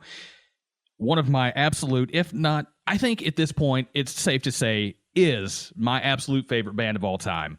And that is Alice in Chains. I've not got a chance to see them. Obviously, didn't get to see them when Lane was still alive. And there's still a little bit of question as to whether the band's going to be able to continue because of their drummer being hurt. I think he hurt his foot or leg or something last year. They never really said what happened. And then here recently, I saw a conversation of somebody saying that grunge was just 90s butt rock. And it was basically, Alice in Chains was basically the Nickelback of grunge. And I was just like, my God, this is not a conversation I want to be involved in. You can have your opinions. Because as we've talked about before, music is subjective. We digest it differently. And that's fine. That is absolutely fine. But to me, Alice in Chains is one of those bands that I think I even said this when I did your podcast a couple years back. They were one of the first bands that I felt like was my band, and that when I heard them, it was different than what I'd been listening to with my parents. It was one of the more modern sort of bands at the time, in which they'd already had a couple albums out by the time I finally heard them. But when I finally did, it was just kind of like, poof, mind was blown. But thinking about them for this festival, I was like, obviously they have so many songs that I love. Man in the Box is in there, Damn That River, We Die Young, Nutshell, Grind. I could go on and on. But I feel like if I wanted, I wouldn't want them to play an entire set of just classic Chains. Because William Duvall, this era of Alice in Chains, if you think about it as them almost being two different bands, this era still really freaking rocks, because I think musically they're probably writing some of their heaviest music that they've done, like Hollow. That is just a freaking banger of a track. Hung on a Hook, you know, they let William just do his thing and sing his butt off on that song. One of the few songs that really lets William have take the lead on it truly without having as much of Jerry influencing it. And to me, really, they could play the entire, first album that they did together, and that would be fine by me. Rainier Fog is a great, great freaking song to have on there. And really, they could just do anything, and I wouldn't care. But the song that I absolutely think I do need to hear them play in this version of the band is going to be Check My Brain. And that is because of the fact that I was ready to write these guys off when they came back. And I wouldn't say mad that they were coming back with a new lead singer. I just didn't have high expectations because I thought it was just going to be Alice in Chains, but it was going to be more of Jerry's solo stuff. and it was going to be kind of Jerry in Chains at this point. And that wasn't going to be a bad thing, but that's not how I wanted Alice in Chains to be. And then when I first heard Check Your Brain, and I heard how these two guys harmonized together, and it had a very comparable sound to Lane and Jerry, I think within maybe the first half of that song, I had a moment of just putting down my guard, sitting back and going, all right, I was wrong. You won. And I was back in from that moment on. I was like, we're all right, guys. Allison's Chains is here. They're here. We're doing this. And I think you had a similar reaction as well to this. And so of all the songs in their library, for me personally, to hear that song and just to have that moment of reconnecting with the band that you view as your favorite, that has basically, for lack of better words, for all intents and purposes, died. To hear them come back and still keep the energy that they're known for, the vibe they're known for, and to still be able to go forward writing great songs. That song for me, I have to hear. And I'm just going to be there at the edge of the stage, just kind of in this complete euphoric moment of happiness. I will be on your side of the stage, sir, and I will be doing to them the exact same thing I did the very first time I heard the single. I was working at a radio cluster that had a rock station, so we were there when it debuted, and this was my exact reaction with my headphones on in the studio. Just jaw to my chest. That riff instantaneously is like, wait, what is this? And then the cymbal hits. It's like, we're going to be okay. Yeah. I didn't think we would be okay, but we're going to be okay here. And then you had mentioned a few other songs. You mentioned Hollow, which is a fantastic song. Rainier Fog may be one of the heaviest, not even like, oh, it's thrashy, it's really metal. Like, it feels heavy. Yeah, it's just sludgy. Sludgy and dirty. I can't, like, if I'm going to pick up a vinyl of this record, am I going to need a forklift? It doesn't make any sense. But on the album, on their re-debut or their Back from the Dead album, talking about a song that William is able to, this is who I am, this is my era of Alice in Chains. Last of My Kind, to me, is still, this is the new Chains. Not like, oh, well, like what you said, it's Jerry in Chains. It's Alice in Chains with a new singer. No, this is Alice in Chains, it's part 2. We're back from a break. That's what it felt like then. Exactly. And that's not to disrespect Lane, because God knows you and I both put those Lane albums on a completely different pedestal. But we're gonna be okay. And every album since then hasn't necessarily had the same direct punch you in the face. They've all had their own identity. But I think even after we did your podcast with me a few years ago, which how has that have been a few years? Right. But the second record they put out with William, The Devil Put Dinosaurs Here, I think that album has been horrifically disrespected by basically the entire music community, because after it dropped, nobody said a damn thing about it. And I think it aged really, really well. And again, this might be sacrilege territory here. If you compare track by track, just the sequencing, not necessarily songwriting, not necessarily vocal ability or anything of that nature, but album to album, if you're comparing the sophomore release of both eras of Chains, it's kind of hard to dispute the Devil Put Dinosaurs Here isn't as good of a track list as what Dirt is. Am I saying it's a better album than Dirt? No.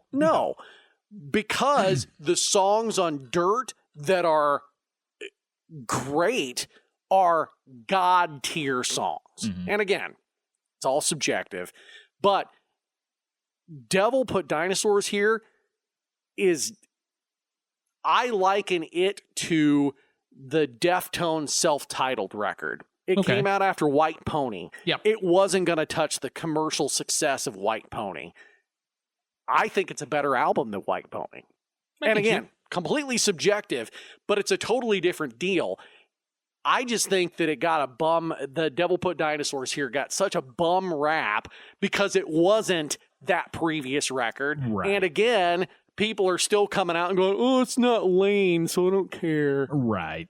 And it's I not think fair to the other guys in the band. And it's a real slap in the face to William, who, again, that dude can rip. Yeah. He's definitely, obviously not Lane, never will be Lane, but has his own style, has his own sound in his voice, but is also eerily similar at the same time. And it works. It kept the dynamic so well. And I think as Chains fans, that's really all you could ask for is just keeping what the band did with Lane and keeping that spirit alive. And then, they found some new ground. And at the same time, sonically, they got a little heavier at times. They've got a little dirtier. They've had some straight up sludgy, grungy, or obviously grungy stuff, but like sludgy, doomy type stuff in this new version. And I've been all for it. It's been really cool to hear the evolution of this band from what they came, what they were in the 90s. So, heck yeah, to be able to just see that all unfold live for me, that's my dream right there. Just see them one time.